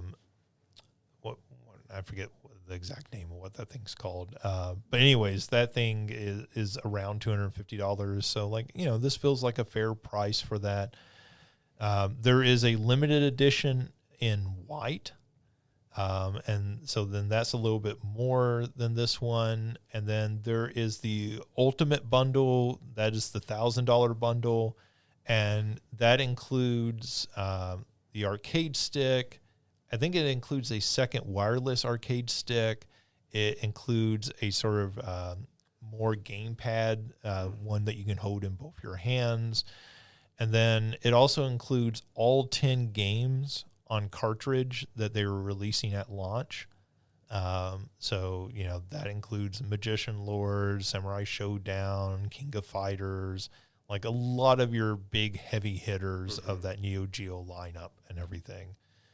I would say, so two things. Like if you have a Neo Geo collection, there's probably a lot of value in this. Going back and buying that hardware today, finding it for sale and buying some hardware that's in working condition is pretty expensive. So if your original Neo Geo has died or something and you have the carts and still want to play them, I see an audience for that. Sure. If you have just always wanted to own a Neo Geo, if that was like your childhood dream, this is the category I fall into. Okay, Justin. I see some value in that. Sure. I mean, I had a class one time ask me if I could own any video game, what would it be? And like a Neo Geo was like my answer, mostly because I don't really care about owning old video games. I just want a way to play them. Sure. So I can see the value in that, just as something to like say, hey, here was at one point, this was the dream. This is like the middle-aged guy who buys the Corvette, right? Sure. Like when I was 16, this was my dream car. I'm 50 now. I can afford it. Yeah. But, these games have been put out, not just via emulation, but they have been put out in different collections. They've been put out individually on Steam and things. There's lots of ways to play these games. Yeah. So if you just want to play these games, that $250 price is a little harder to swallow. But if you want to play these games in as close to an approximation of how they were originally meant to be played, this is an affordable way to do that. Yeah. And it's just really cool that they're doing it. Let's see. Employees of MindsEye. Hey, we're going to talk about MindsEye again. Who thought? It has nothing to do with MindsEye, like their big reveal how they were sabotaged. But employees of MindsEye developer Build a Rocket Boy have started legal proceedings against management over the fact that they installed AI monitoring software onto employee computers. So this was apparently software that uses AI to monitor employees' computers to make sure that they are not necessarily leaking things. So maybe this was part of the paranoia about they were being sabotaged. Yeah, maybe. I can see that. They installed this software on computers, which employees say, one, they were not towed. This was on their computers. And two, they have petitioned the company to release what information was actually collected, and the company has refused to tell them.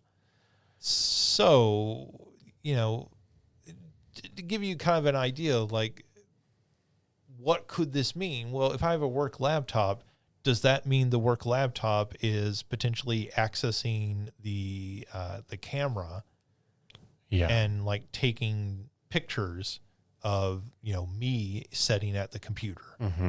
Right? Because some people would say, well, it's their computer is being provided.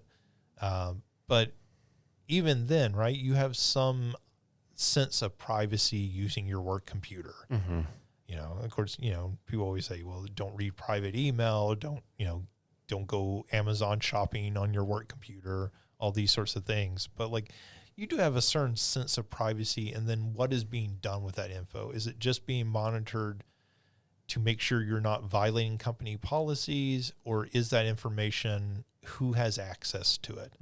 And the company will apparently not provide that information to employees. And so that's why they are beginning legal proceedings against them.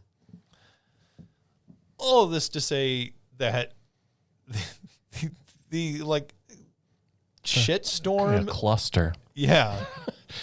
Clusterfuck. Whichever inappropriate term you choose to use around MindsEye does not seem like it's going to end anytime soon, which, you hate to see any game blow up this way, but it just feels like the people in management behind that game are just kind of horrible people, and it gets more horrible like each week almost. Will there ever be a positive story associated with the MindsEye? Or at least one that doesn't progressively get worse? I feel like the only positive we're going to get out of MindsEye is just to never hear about MindsEye again. Fully put it behind us. Yeah. Let's see. Nintendo put out a new trailer and announced a release date for Splatoon Raiders that is going to launch on Switch 2 exclusively on July 23rd. You know, that was one of those games that got announced last year, and we just did not have a date other than sometime this year. Splatoon Raiders is their single-player game set in the Splatoon universe. So sort of like the single-player components that have been part of the last two Splatoon games. This does not, as far as we're aware, have any sort of multiplayer component to it. So this is not secretly Splatoon 4. Theoretically, they're also developing a Splatoon 4 because those games sell incredibly well, particularly in Japan. So they will be putting that out. I watched the trailer for this. It looks neat. Like, it doesn't excite me particularly, but I never played a whole lot of the single player parts of those games. I do think the multiplayer part of those games is really fantastic, though. So I'll probably wait for a Splatoon 4. Argonaut Games. You teased this a little earlier, Mario. Argonaut Games announced on 4/20, or teased on 4/20, like note the appropriate date there, that news is coming soon about Buck Bumble. Buck Bumble news is coming, people. Like, what sort of news about Buck Bumble? They do not say. It is almost assuredly some sort of remaster, reissue of the original game. I don't think we're getting a sequel to Buck Bumble 2. Buck Bumble also. I don't think that's what we're getting, but, you know, I could be surprised. Mario, you have played Buck Bumble? I have played Buck Bumble. Okay, so, like, as our resident N64 scholar, what say you about Buck Bumble? I mean, the game is not great. Maybe it's a, yeah.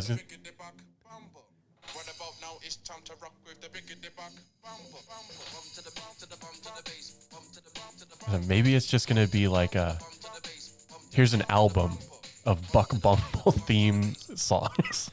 I mean, I will point out, I am playing this through Apple Music, so it is already an album that's out on Apple Music.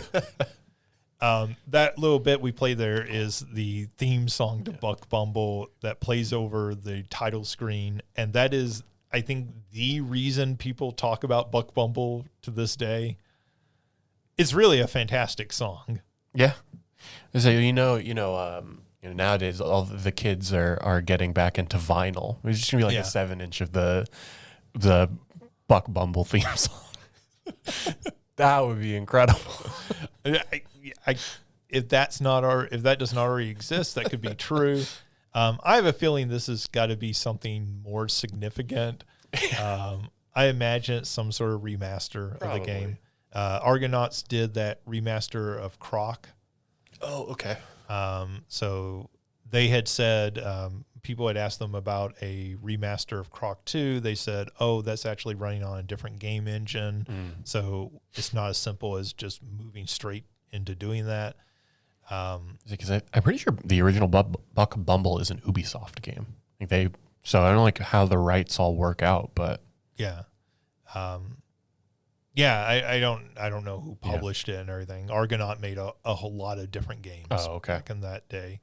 But yeah, so I mean, and I don't know what the actual audience for, because like Buck Bumble is sort of a meme game at this point, and it's that theme song, right? That theme song slaps. Yeah. That's a good theme song. Like, especially in that era when games did not have, certainly lyrical games, like a whole song, a whole rap, like, written about it. This is a better song than the DK rap. I'm sorry. But like, so I don't know what the actual like audience for this is. And, I feel like unless you're terminally online, like, who cares about Buck Bumble? Yeah. But, I would have said the same thing about Croc, and that apparently did well for them. Maybe this is the one game that the Call of Duty players, the one other game that they get is going to be Buck Bumble.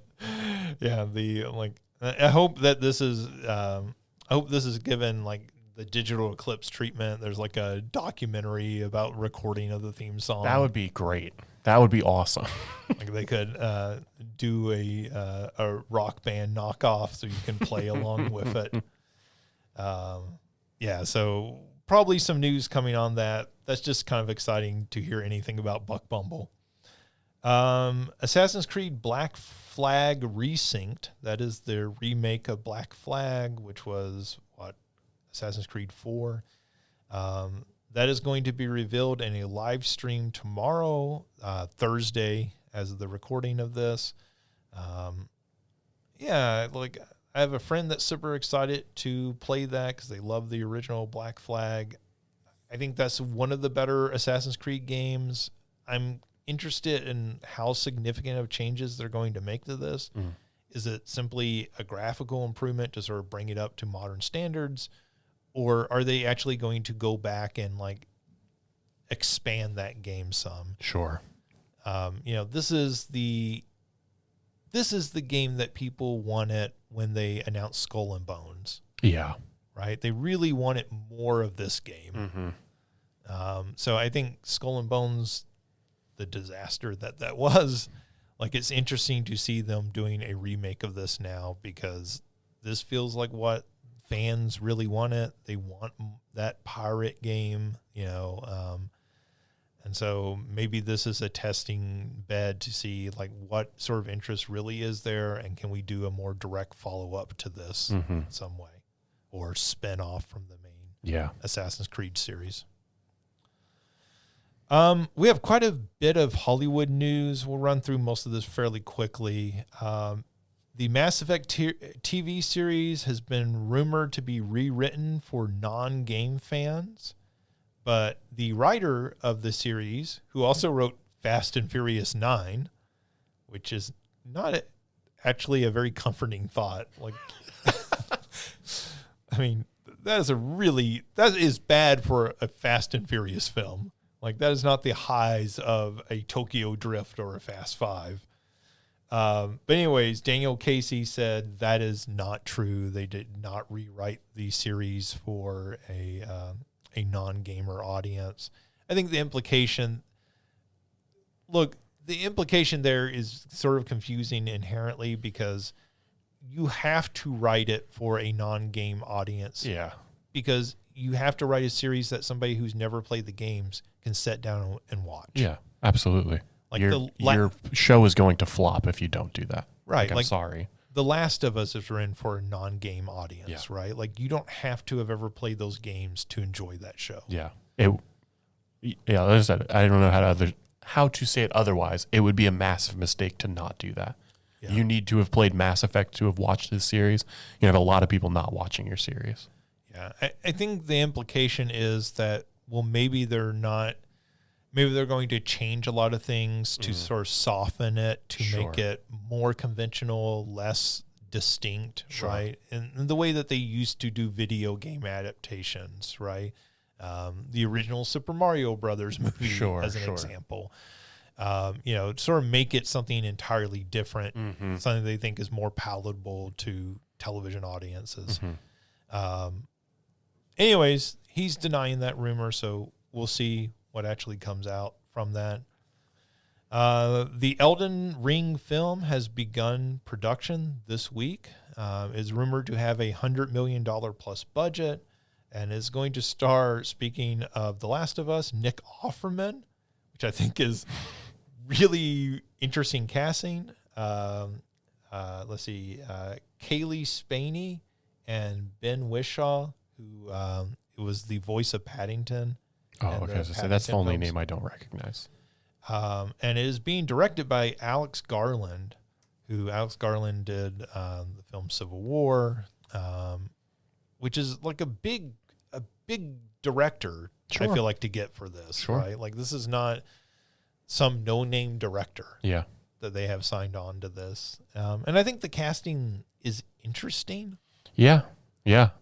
Like it's with Alex Garland, this feels like an interesting approach to this material. I guess Alex Garland also did Annihilation. He's mostly done kind of smaller films, not really necessarily indie, but kind of, not your $200 million tentpole event film. And so I think this will be interesting to see, because this feels like a film that has to be big at some level. You would think so, right? I mean, so much of Elden Ring, and this is somebody who only played a very little bit of it. The setting and the visual is one of the most stunning parts of that game. It has to feel like this world is big. If it doesn't, I feel like you're missing a big part of that game. Yeah, absolutely. Let's see. The Legend of Zelda has wrapped production in New Zealand. So that is apparently their primary production. There may be reshoots or pickups. There always are for these type of big films. That is supposed to come out next year. So we'll see what comes of that Zelda film. I still am very anxious to see a trailer for that. Yeah. To see what that looks like. Let's see. They announced an R-rated Bloodborne animated film. This came out of CinemaCon during Sony's presentation at CinemaCon. CinemaCon is an event that's held in Las Vegas each year where all the studios present their upcoming lineups to theater owners. So if you're trying to get theater owners excited about particular films, so they'll be sure they book that film this year. This is where they do that.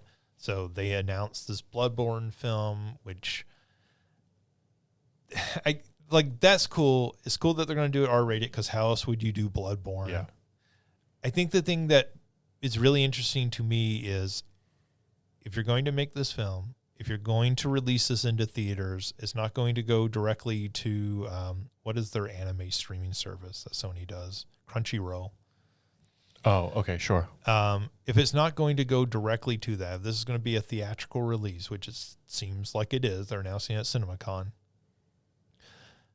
then that Bloodborne remaster, remake, whatever, doesn't it seem like they have to time that with this? You'd think so. You release that a month or two before this movie comes out, get people really excited, play the game, and you can watch the movie and all the things.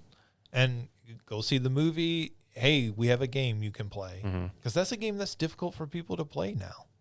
Yeah, I mean, it's, I think, only on the PlayStation 4. I guess PlayStation 5 if you already own it. But, yeah, I feel like we had a story about that not long ago, that it was one of the entities was saying, we're not the hang-up here. Yeah, Sony said that? Yeah, okay. That From Software are the ones who are we're not interested in this. But I wonder if maybe that's how they work out this deal to make the film. Maybe if Sony is like, hey, we're going to make a film. Can we remaster this game so we can release those side by side? Yeah. Because this particularly feels like an example of you want people to be able to go buy that game. Yeah, absolutely. Yes. Yes is how I will respond to that. Definitely. Well, I mean, we've seen that with the Mario Galaxy movie. That's been very successful. People have been posting pictures like, hey, the Mario games are sold out at Target. Yeah. Because, kids are going to see this and then they're begging their parents, buy me Mario. Yeah. Right. And it's not just the Mario Galaxy 2-pack. It's also Mario Wonder. And, that's the reason they put out that Mario Wonder Switch 2 edition right before the film Sure, that makes sense. Out. Yeah. We also got a full trailer for this new Street Fighter film starring one Cody Rhodes. And Roman Reigns. Yeah, among other wrestlers. And Hiroki Goto, too. Yeah. Did you watch this trailer? I did. What do you think of the Street Fighter trailer? It looks ridiculous. I kind of think it has to be ridiculous. I don't know if you said that in the chat as well, but yeah, I think I said it looks stupid, but what else would a Street Fighter film look like? Yeah, it kind of feels like as long as they lean into whatever direction they go, if you're going to be over the top and silly, fine, be over the top and silly. If you're going to do this more serious which is like clearly the path that the Mortal Kombat movie kind of is taking, maybe. Right. Yeah. That's fine. Be serious about it, but like pick a lane and commit to that lane. And it seems like they have committed to we are going to be over the top and silly and campy and ridiculous. Well, I mean, you have Guile in this, and he has his hair. Yeah, exactly. I think that that's maybe enough evidence as it is. Right, and like even that '90s film, they like toned down his hair. Right, and in this one, they just like lean into it. Yeah. Right, and like I think they do a pretty good job. Like it doesn't look as ridiculous as I thought it might on Cody Rhodes, but like at the same time, you like look at it and go, well, that's stupid. That's not how real people look. But like also, what would an audience want? Yeah. Like if you're watching a Street Fighter film, I want Guile to look like Guile. Mm-hmm. I want Chun-Li to look like Chun-Li. Yeah. Right? Like that. There's no story to Street Fighter. Yeah, and you can clear like there's the tongue. I know there is people. Yeah. Don't flip out. I was like, there's like the tongue-in-cheek moment in the trailer where is it Cammy is talking to Chun-Li. You're like, they talk a lot about your thighs. Like Right. I don't know, they're not that impressive or something like that. It's like clearly they are in on the joke. Right. And so like I appreciate and respect that. Yeah, I think this is the sort of game like how else do you do it? Yeah. Right? Like other than tongue firmly in cheek, Mm-hmm. I don't know how else you adapt this. There's not a dark direction really to go with this like Yeah. you can Mortal Kombat. Yeah, definitely. That would feel weird if you did it. Yeah. Like I could see them making that decision of choosing to do something serious, but I think this is a better decision. Well, I feel like if they went super serious, it would be like that short film that they did of the Power Rangers when they did like I don't know if you ever saw that. It was like a dark adaptation of the Power Rangers. No. I mean, I was never much of a Power Rangers person, but I missed that completely. Well, it's like they've captured one of the Power Rangers and they're torturing them. And it's like, Okay. It was like they did that in the wake of what was it called, Mortal Kombat Legacy. Okay. They did that ultra dark take of like almost like a Oh, horror that's film right. Yeah, version of that. That was the TV show, Mortal Kombat Legacy. Is that right? Am I thinking of the right thing? Yeah, it eventually got made into a Okay, TV show. yeah. But like it started as like a short trailer, basically. Okay. I see. Yeah. And so they did that with the Power Rangers, and you were just like, I remember watching that and just it was funny. Like, and then there were people who were like, yeah, that's the way we want the Power Rangers to go. And you're like, it's Power Rangers, right? Like it's people dressed up in suits. Like it's Godzilla. Like you can't take it that seriously. Mm-hmm. And like, I know Godzilla, they've done, the original Godzilla is actually a serious film. Godzilla -1 is a serious film. But like I feel like fundamentally there's some things that have always been a little campy, and Street Fighter is one of those as a premise. And so, I think this has kind of a neat style. It looks sort of like that Speed Racer live action film that the Wachowskis did. Yep. And I think that film is amazing. I don't think this is going to be as good as that Speed Racer film, but I do like that they're going somewhere with it. Yeah. They have a vision. Yeah. And they're committing to the vision. And that to me is always going to be the best decision you can make. And the actors look good in their parts. Yeah. Like nobody stands out where you're like, oh my God, like what a mistake. Yeah. And I think we talked about it on this podcast when they were announcing like Roman Reigns in this film. We were like, really? Like that seems like an odd choice, but they seem to fit the parts well. Let's see. They had the BAFTA Game Awards, and as part of that, they actually pulled the trailer for a game called the Quiet Things 24 hours before the event. And the BAFTAs cite it for their reasoning due to themes of self-harm, including suicide, featured in it. I watched this trailer. This is like the best marketing this game could possibly have. Like we were banned from the BAFTAs. Like that's actually the trailer on YouTube says that, like banned from the BAFTAs. This looks like one of those serious indie games, right? Like trying to tackle serious subjects. What are those games called? We've talked about them a few times. The Life is Strange type of games. Oh, sure. Yeah. Right. Yeah. Maybe even like more, okay. More serious than that. But yeah, I think that's a good comparison point. Life is Strange. And it looks interesting.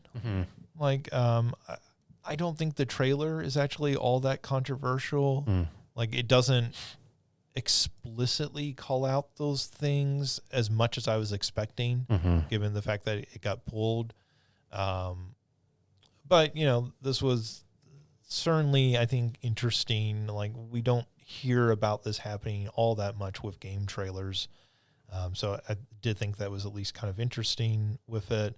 I think it has, again, only benefited this game because, there were news write-ups all over the internet about it, whereas this was a game I had never heard of before this controversy. Yeah. And it doesn't seem like something they're intentionally stroking themselves, right? But anyways, as part of the BAFTAs, they did name Clair Obscur their best game of the year. That is not a surprise. That game won Game of the Year lots of different places. Other places. So, yeah. Yeah. I know I had messaged you about it. I think one of the things that I saw that I kind of appreciated is it felt like the games that got awards, they spread those awards around. Yeah. Like there were a couple of games that won multiple things, but otherwise, I think Clair Obscur was the big winner and it had like 3 awards. Yeah, but I know like Dispatch won 2 or 3 things. South of Midnight won. Yep. Blueprints won. Yep. So yeah, like basically all the games we awarded. Yeah, I mean, like it was one of those things that I don't know. It feels like sometimes it's just like, I think at the Game Awards, right? Like, Clair Obscur won everything, right? And I admire that. It seemed like they kind of spread the love around when it came to these awards. I don't know if that's an intentional thing or not, but I appreciated seeing it. Because all the games that got highlighted in winning awards deserved them. Right. Yeah. And, that's something we talk about when we do our awards for Game of the Year. Like, this is really a way for us to spotlight, like, a lot of different games, right? We're going to have our top 10 list, but, like, some of these aren't going to make the list. Or this is a way for us to take that game at number 7 and, like, really spotlight it, right? We're on a top 10 list. Maybe it sort of gets lost down near the bottom of the list. And I feel like the BAFTAs, I think you're right, does that very well of saying like a game like South of Midnight, right? Like, which is a very cool game. I think it won like best narrative or something like that. Yeah. But it is not a game that ended up in the top 5 on a lot of lists or anything. Sure. Right. But like you take this individual award and you like give it a chance to kind of spotlight a smaller, I don't want to say a small game, but a smaller game of that nature. Right. Or a Blueprints or, some of these others. And we've talked about award shows are almost always inherently flawed when it comes to the way they give out awards. Cause you end up with something like Sinners, which is a fantastic film, but it gets 13 nominations, and at some point you wonder, were we just nominating this and everything because we just really like this film? Yeah. Like, does this film have the best sound design, or are we nominating it because we just think it's the best film of the year? Yeah, yeah. Well, it's going to win Best Picture, right. But are we, it's sort of like a voter fatigue type of thing in terms of like nominations. Like, we need another film, sure, just put Sinners up there. Yeah. And that's not to take anything away from Sinners. No, it's a fantastic great movie.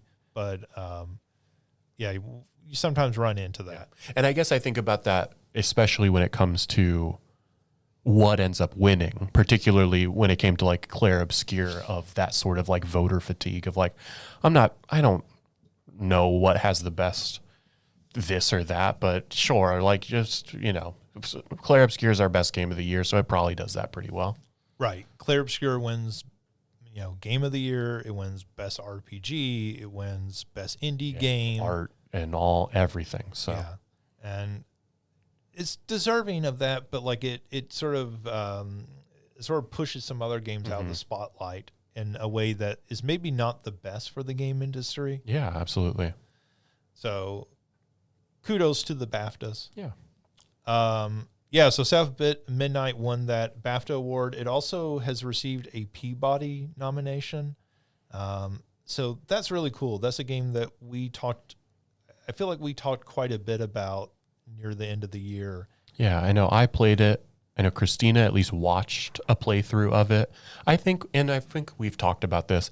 I wouldn't be surprised if South of Midnight is one of those games that in like 3 or 4 years, people are like, the game is a lot better than it ever sort of got credit for. Right. You know, I was very high on the story of that game. I think that story is phenomenal. Mm-hmm. The gameplay, I think my words were, and I, at this point in time, stand by it, it's a little cookie cutter. Like, it's not doing anything noteworthy in its gameplay. Doesn't mean that the gameplay is bad by any means. But standard character action game. Yeah. But I do think that's a game, considering how little we did hear about it, it felt like, I do think that's a game that I think time will be kind to that game. Yeah, I think it's and I've seen some people like over the last few months even posting on social media, like, why did nobody tell me about South of Midnight? As that game came out to PlayStation and other places, I feel like it's finding an audience. It feels like the sort of game that you could port over to Switch 2, and that would expand the audience even more. So yeah, good for that game. Last bit of news here. Mario has already lost it in response to this story. I just saw the first word of that's what we're talking about. Yeah. Just even what game we're talking about. Roblox is introducing child accounts. As part of these child accounts, they will filter out games based on sensitive issues for these child accounts. So if you label your kid's account a child account, right, implying they're a kid, it is going to filter out some of the custom-made games based on, do they fit the sensitive criteria? And they gave a list. This is not a comprehensive list, but this is a partial list. Some of these are not like the others.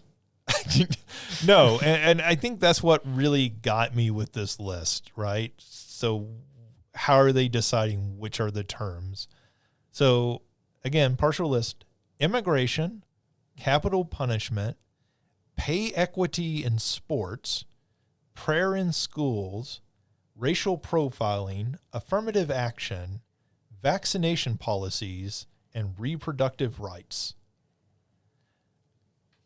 I think what struck me particularly about this list is some of these I see as potentially sensitive, that like people might not want a child in discourse over. Sure. Some of these seem like they're just purely political, right? So like pay equity in sports. That's the one where I'm like, it's a sensitive topic in the sense that it's like a serious topic, right? And like pay equity in general, not just in sports, but like, right. What? Like, why? Like, okay, like you don't want your kids talking about misogyny because that might provoke arguments in some way. I read a lot of these. Pay equity in sports, I think more so than any of the others. But like affirmative action and racial profiling, this feels like what we typically get is like the anti-DEI. Yep. Like all of those efforts of like if we don't like pretend like we don't talk about it, it doesn't exist. It's like, no, that's not how it works. And I think I don't know. It's just one of those things that, I don't know. Well, I think the problem is it feels like a very Trumpian, like motivated list. Yeah. This feels like a list of not protecting kids, but of not offending conservatives. Right? Like pay equity in sports. okay, maybe it opens up a bigger discussion about misogyny in society and everything, but like that is at most a topic that is boring to children, but not one that is potentially offensive in any way to children. Yeah, this list feels like I think you're really like nailing it here. Like this feels like the kind of list that some right-wing person is going to look at and they're going to be like, look at this company, like they're the ones that are actually protecting kids, or they're the ones that are, they're just letting kids be kids, right? When in actuality it's just like we don't want to engage with these topics because it reveals all of the shitty aspects of life that are just real. Right. Like, like reproductive rights. Like if you don't want to, I don't know if there are Roblox games about abortion, right? Like, I don't know if that exists at all.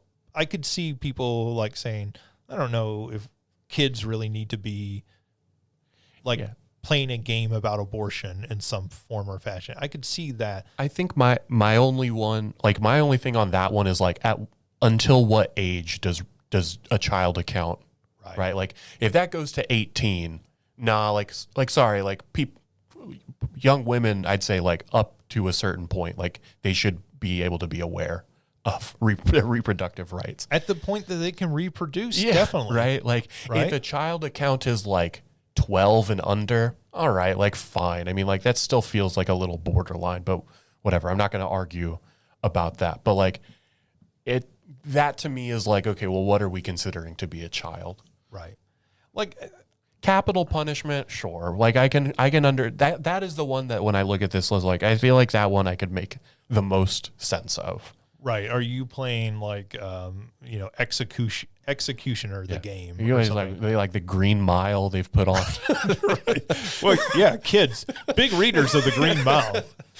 Kids love their Green Mile. Love the Roblox adaptation. Right. Yeah, I don't know. Like so much of this, like I'm struggling to find how this is offensive, other than it is offensive to a parent's political sensibilities. Yeah. Yep. Right. And that to me is just like, that to me feels like a financial decision that Roblox is making. Like, well, then these parents they're going to let we're going to become the game that those kids can play. Right. And so they're going to willingly support our company because they won't have any issue with this. We could talk about how most of these issues aren't in most games to begin with. Yeah. Right. Yeah. I mean, no, like we just talked about a game that, The Quiet Things, that tackles very serious issues, right? But like, like Fortnite. Prayer in schools? I don't know is there a game that deals with prayer in schools? Probably, I guess. There is a new Steam game called I Am Jesus Christ. Fair enough. But is it really about Jesus' life? So I don't know that it's really touching on prayer in schools, but I could be surprised. Maybe there's like post-game content that's like, look how you've made me sad today. You don't pray to me in schools. I don't know what's happening in this sort of game. I have not played that game. I am very fascinated that a game like that's getting made today. Like this is really interesting to me. It is really interesting to think of how they came up with this list. Yes, it does feel like this is the DEI list of we're just going to ban anything that we think will offend a particular group because either those are our investors or we're worried about government interference at some level. I don't. It's just such a bizarre list. That's the whole reason we're even talking about it. Who cares about Roblox at some point? Other than Roblox seems to make the wrong choice every time they're given a choice. So, they are more successful than MindsEye, but just as much of a train wreck in a lot of ways. All right, that does it for the news. So we told you earlier our opinions on the Super Mario Galaxy film. We told you we would talk about it more spoiler-filled here at the end of the show. So, yeah, if you don't want to hear spoilers, this is the end of the podcast for you. We're going to talk about spoilers for this film. Thanks for tuning in. But for everybody who's interested in hearing a spoiler discussion, we are now going to delve into that. So again, last chance, get out while you can. Mario, what are your more elaborate feelings on the Mario Galaxy film? I don't think this is much of a spoiler, I guess. I do like that they, even if the like side or like small characters in like the Mario games, like the Piantas or like the Ninjas and stuff like that, that they're represented.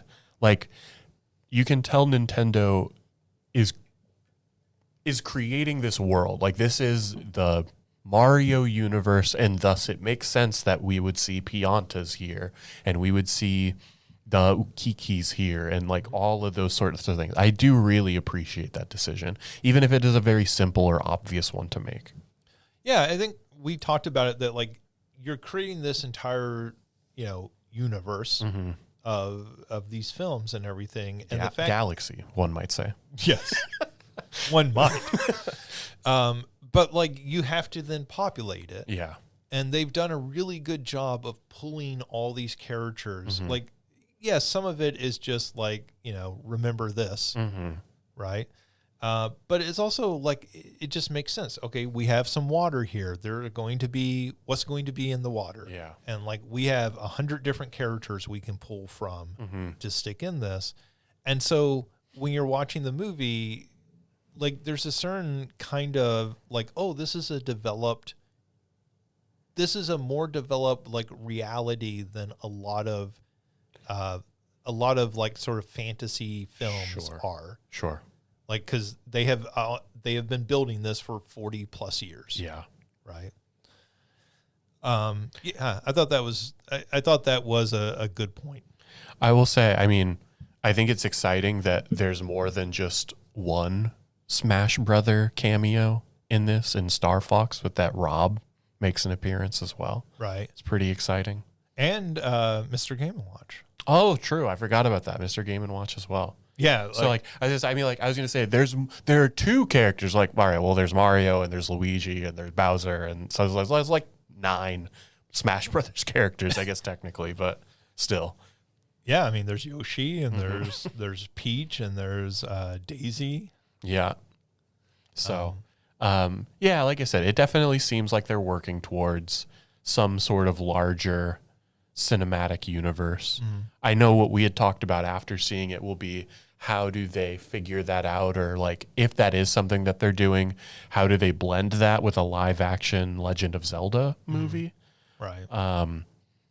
Or do they just ignore that film and bring in Zelda as Link and Zelda as characters? Like if they do the thing that happens frequently of like they go through a portal and they become animated. Right. Yeah. Are we going to get the live action actors for a brief like 30 seconds until they fall through the portal? And then they just become voice actors for the remaining parts of the film. I was actually surprised with Fox that Fox has a much bigger role in this film than I anticipated. Like, Fox is more in this film than Rosalina is in this film. Yeah. Yeah, that's fair. And they actually go through the trouble of explaining, like, Fox went through a portal to end up in the Mushroom Kingdom. Yeah. Like, I was actually, because I just thought it was going to be like, okay, they're in outer space. At some point, an R-Wing is going to fly by and Fox is going to wave at them or something. Like, that was the cameo I was expecting. And, we talked about, they released the film poster before the film even came out, spoiling that he was in the film. And then once I saw the film, I was like, okay, I kind of get it. He's like a much bigger role than I was anticipating. Well, and I think, what is that guy's name that played him? Glenn Powell? Yeah. The fact that they got somebody of that stature as well, or like that recognizability, is kind of like, okay, he's probably going to be in the movie, right? You don't get somebody like that for one line. Maybe you do, but like, unless you already have the spinoff film plan. Yeah. Right? I guess if that's the case, but. And you're marveling this. You're going to introduce this character with a 30-second cameo just to have their own film. But it's that whole Portal thing that makes it feel like, well, if you're doing this for Fox, you're probably going to do this for Samus, maybe at some point. You do this for Link and Zelda, because otherwise, like, you didn't have to have Fox. You could have had this be anybody. Right. Yeah, there's Mario characters you could have used. Yeah, so it makes it feel like, I mean, we talked about Mario flies an airplane in Super Mario Land. Right. You could have pulled out a real deep cut. Yes. But you chose Fox McCloud. Right. Yeah, definitely. I think one of the things, like, look, I love Super Mario Brothers 2. It holds a special place in my heart. When they like showed in the posters and the trailers, like, oh, we're going to have Wart and Mauser and these characters in there, I was super excited about that. And then to see them on film, my reaction was, these characters are so well designed and have so much personality. Like, right? Like you see Mauser with his sunglasses on. Mm-hmm. You see Birdo with her little, bow on her head and everything. They're so distinct and have so much personality, that watching now is like, yeah, they need to use these characters. Yeah. These are some of the most personality driven characters. And Luis Guzman adds so much to Wart as well. Yeah. Like, he's so fantastic. Yeah, that's perfect casting. Yeah. Him and Glenn Powell, fantastic casting in this film. But like, it just made me think, like, the character designs, the personality that they give off and everything, are just really fantastic. And I was super impressed. I guess it just made me think, like, how sad I am that those characters have sort of been abandoned over the years. Yeah. Like, Birdo shows up and stuff, but Mauser, not a whole lot. Obviously, Wart, not really at all, other than Link's Awakening, and that was immediately after Mario 2. And, it also sort of makes me think, like, you put them in a film in a fairly prominent role, like you do in this, it feels like you're intending to bring them back. Yeah, maybe. And use them. Well, I read today a preview of the new Yoshi and the Mysterious Book. Oh, and apparently Mauser is in that game. Oh, okay. All right. So apparently they are using him to some degree. That's cool. Him, her, I don't know. Them. Yeah. Let's say. Sure. Birdo, we know her gender. Yeah, that's interesting. I hadn't really thought about it. I think my disappointment with those characters was, Wart makes this be like, I need to speak to Bowser and Bowser Jr. And we see, like the ring camera at the fortress or whatever, and Wart's standing outside of it, but then we don't ever see them again. Right. Like, I'm like, I would have liked to have seen, like, show me the conversation between Bowser Jr. and Wart. Right. And the fact that never happens. Because we've never gotten that in the games. We've never had them interact. That moment felt very weird. Right. That, like, you're almost like, oh, Wart's here, and then there's nothing. So. Well, I mean, my sort of reaction was, it feels sort of like a wasted opportunity. Yeah. Like, why does this film have to be an amalgamation of every Mario game ever made? Mm-hmm. Why don't you just make a Super Mario Brothers 2 and use primarily those Mario Brother 2 characters? Yeah. Right? And let them be your main cast. Because in that scene, they do. They have the Shy Guys and the Ninjas and the, all those, like, Tri-Clyde and those, like, bigger characters.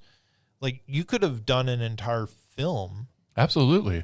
Like, using mostly those characters, have Wart be the villain, right? Like, that would have been a very interesting movie of, like, we've got our heroes are on a journey, and you've got Luigi, you've got not Yoshi, you've got Peach, you've got Toad, and you've got Mario, and it could just be like them doing their four things together. Right. It's literally that game. Yeah. Right. With our main characters. And, like, I don't even mind if you throw in Yoshi. Like, sure. Yeah. Like, I'm not saying it has to be a literal translation of Mario 2, but like that is like the primary inspiration. And I feel like if, one of my complaints about this is neat that they have the developed world. It is problematic in that this just feels like somebody took every Mario game, threw it into a blender, and just threw it out there. And like, it just feels like everything's happening all at once. Yeah. And I think the other thing that I don't like about it, and I understand that like Galaxy does this, I don't think you need to like segregate all this happening on different planets. Right. Right. Like that to me also like limits what you can do moving forward. Sure. Yeah. Yeah. Because the Mario 2 characters are on their own planet. Yeah. Separated from everyone else. Yeah. Yeah. I mean, like I don't think this is a terrible film. I said I think I enjoyed it more than the first one. I think the problem is it just still doesn't feel like much of a movie. There's not much of a real story here. Yeah. Other than, they retcon Peach and Rosalina to be sisters. Like, and, she's trying to rescue her sister and figure out like, who is this person from her memory? Like Peach doesn't realize it's her sister, but like, that's the thinnest plot. Yeah. And, right. Bowser and Bowser Jr. is trying to destroy the universe or something like that. Right. Well, look, which is problematic that you don't even know. Yeah. Yeah. I mean, they've got their planet and they're going to use it to destroy other planets. Just because? Yeah. Yeah. Like, and it's interesting that they kind of turn Bowser into a hero. Like, they're kind of echoing some of the Paper Mario games. I feel like he goes on an adventure with Mario and Luigi. Yeah. He's like the voice of reason in some ways for Bowser Jr. Yeah. And so like that stuff, but like none of that's developed enough. Yeah. And I know people will say, well, it's a kid's movie. Look, I saw Hoppers this year. That movie's so much better as a movie than this one is. Yeah. And it's still a kid's movie. It's still goofy and silly and talking animals and everything. Right. Well, and I think that to unfortunately go back to Roblox really quickly, I think that's where my frustration is of like kids media can talk about hard things. Yeah. Right. Like, sure. I think that's part of a frustration is like, you can tell a compelling, deep story in children's media. Sure. And, I don't think that that's a good enough excuse of like, oh, it's a kid's movie. It doesn't, we can get away with bad writing or bad storytelling just because it's a kid's movie. It's like, I mean, you can, because like a kid is not going to be critical about the pacing of a film, but like, that's why an entire generation thinks Space Jam is a good movie. Well, it is a good movie. Like, let's be honest. But if you're like 6. Yeah. So I think like that's, I don't know. That's lazy to me. Yeah. I mean, it is. Like, you look at the best of Pixar, you look at the best of DreamWorks, I think and I go to like talking about hard things, like Avatar is always the Last Airbender is like the series that I always go to. Like, you're talking about like very serious like topics, and they don't treat kids as idiots, right? Like, maybe you don't have the life experience to understand the full depth of that. That's okay. We're gonna still respect you and talk about these things in a manner that gets you to understand the seriousness of them. Yeah. No, I mean, I think the best children's media does that, right? And I'm not saying the Mario movie has to do that, but I guess what I'm getting at is what I just said of like, I don't think saying, well, it's a kid's movie is a good enough reason to not try to do a better film. Again, in terms of like the way that it structures the plot points or all of those sorts of things. Yeah, no, I mean, totally. Like, like I feel like people point to Disney movies and they go, oh, well, it'll be fun. Like The Lion King or Aladdin or something like that. And you go, yeah, but like those are actually good movies. like, there's a reason when they remake Aladdin and The Lion King and Beauty and the Beast, the remakes aren't as good because those original movies are actually good movies. Like Beauty and the Beast got nominated for Best Picture the year it came out. Those are like legitimately good movies, regardless of the fact that they're animated. Yeah. And that they're aimed at children. Yeah. Right. And I feel like this movie, it feels lazy. And I think that's my problem with both of these films is they're inoffensive, but they just feel so lazy. And that's why, like, again, if you're a parent or an aunt or an uncle and you want to take your kids or your nieces or nephews or whatever to a movie, I think this movie is totally fine. Right. But like, I don't think that makes it good. Right. Like, I think it, like, in some ways, if you're not a child, this movie kind of feels like a little bit of a waste of time. Yeah. Because it has nothing to say. Yeah. And I think that's where, like, it's not bad, but it's not trying to do anything other than distract children for 90 minutes. Yeah. I mean, like, literally, I think that's what it is. And that's what those Minion films always feel like to me. Yeah. Like, they never feel, they always feel so slight. And, a lot of children's entertainment when I watch it, and like, I get it. It's not meant for me, but you're putting a beloved IP onto this film, right? In Mario, like, you are trying to get that 4-quadrant audience. Sure. You're not just getting little boys and little girls. You're also getting adult men and women. And not just because they're taking their kids, but like because they want have to see nostalgia a Mario. for, and Mario and Luigi and Peach are beloved for them as well. I think the problem I have is they did those Super Mario cartoons in the 80s, early 90s, and some of those cartoons have a better story than these films have. And I think that's quite damning. Well, it's one of those things where I don't know, maybe this isn't fair, but it's one of those things where if this weren't Mario, it's what I was saying about the Wizard of Oz game, right? If this weren't Mario, no one would care about it. Right. Yeah. If it wasn't Mauser and Birdo, like Luis Guzman would still be a good voice actor. Sure. But like, does anyone care? Yeah. And it would be, I think I compared it to you, a similar children's film that came out this year called Goat. Oh yeah. Which was about a goat playing basketball. And that film is inoffensive, but is also entirely forgettable, 5 minutes after you walk out of the theater. Yeah. And honestly, that's what these Mario films are to me, other than, the Remember when they showed this character? Remember when they showed this character? Yeah. So like not a terrible film, but like, just go in with the right expectations. And I would say most people could wait till this comes to video. But if you have kids, there are certainly worse things you could do than, distract them with this. Yeah. All right. That does actually now wrap up the show. Thank you, Mario. Thank you to everyone listening.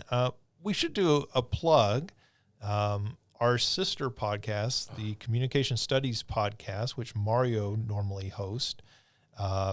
The last 2 episodes of that, the one that just went up today, have been about your and Christina's Kleinau shows. Yeah. So those are actually separated into 2 separate episodes. Yeah. So for Christina's episode, I interviewed Christina and we talk about their show, and that came out last week. I think last Wednesday or Thursday that went live. Yep. And then for the episode with me, Justin interviewed me to talk about my show, and that just went available today. I know we've talked a little bit about our shows on this podcast, right? But if those sounded interesting to you at any point, or you just like to hear more, we go more in depth onto those shows. And so, yeah, I mean, if you have any interest in them, give a listen to them. Yeah, about an hour-long discussion individually about each of those shows. And so, again, check those out. If you like listening to Mario and Christina talk, it's a lot more of the 2 of them talking even when I'm hosting, is very little of me talking. It's mostly Mario, but lots of discussion about wrestling as part of that, obviously. So check those out. Also, check out our website by going to SalukieGames.com. You can find back episodes of other content that we've published and everything, all that posted there. But until next time, check that out. Take care of yourselves, play something fun, and we'll be back soon with a new episode.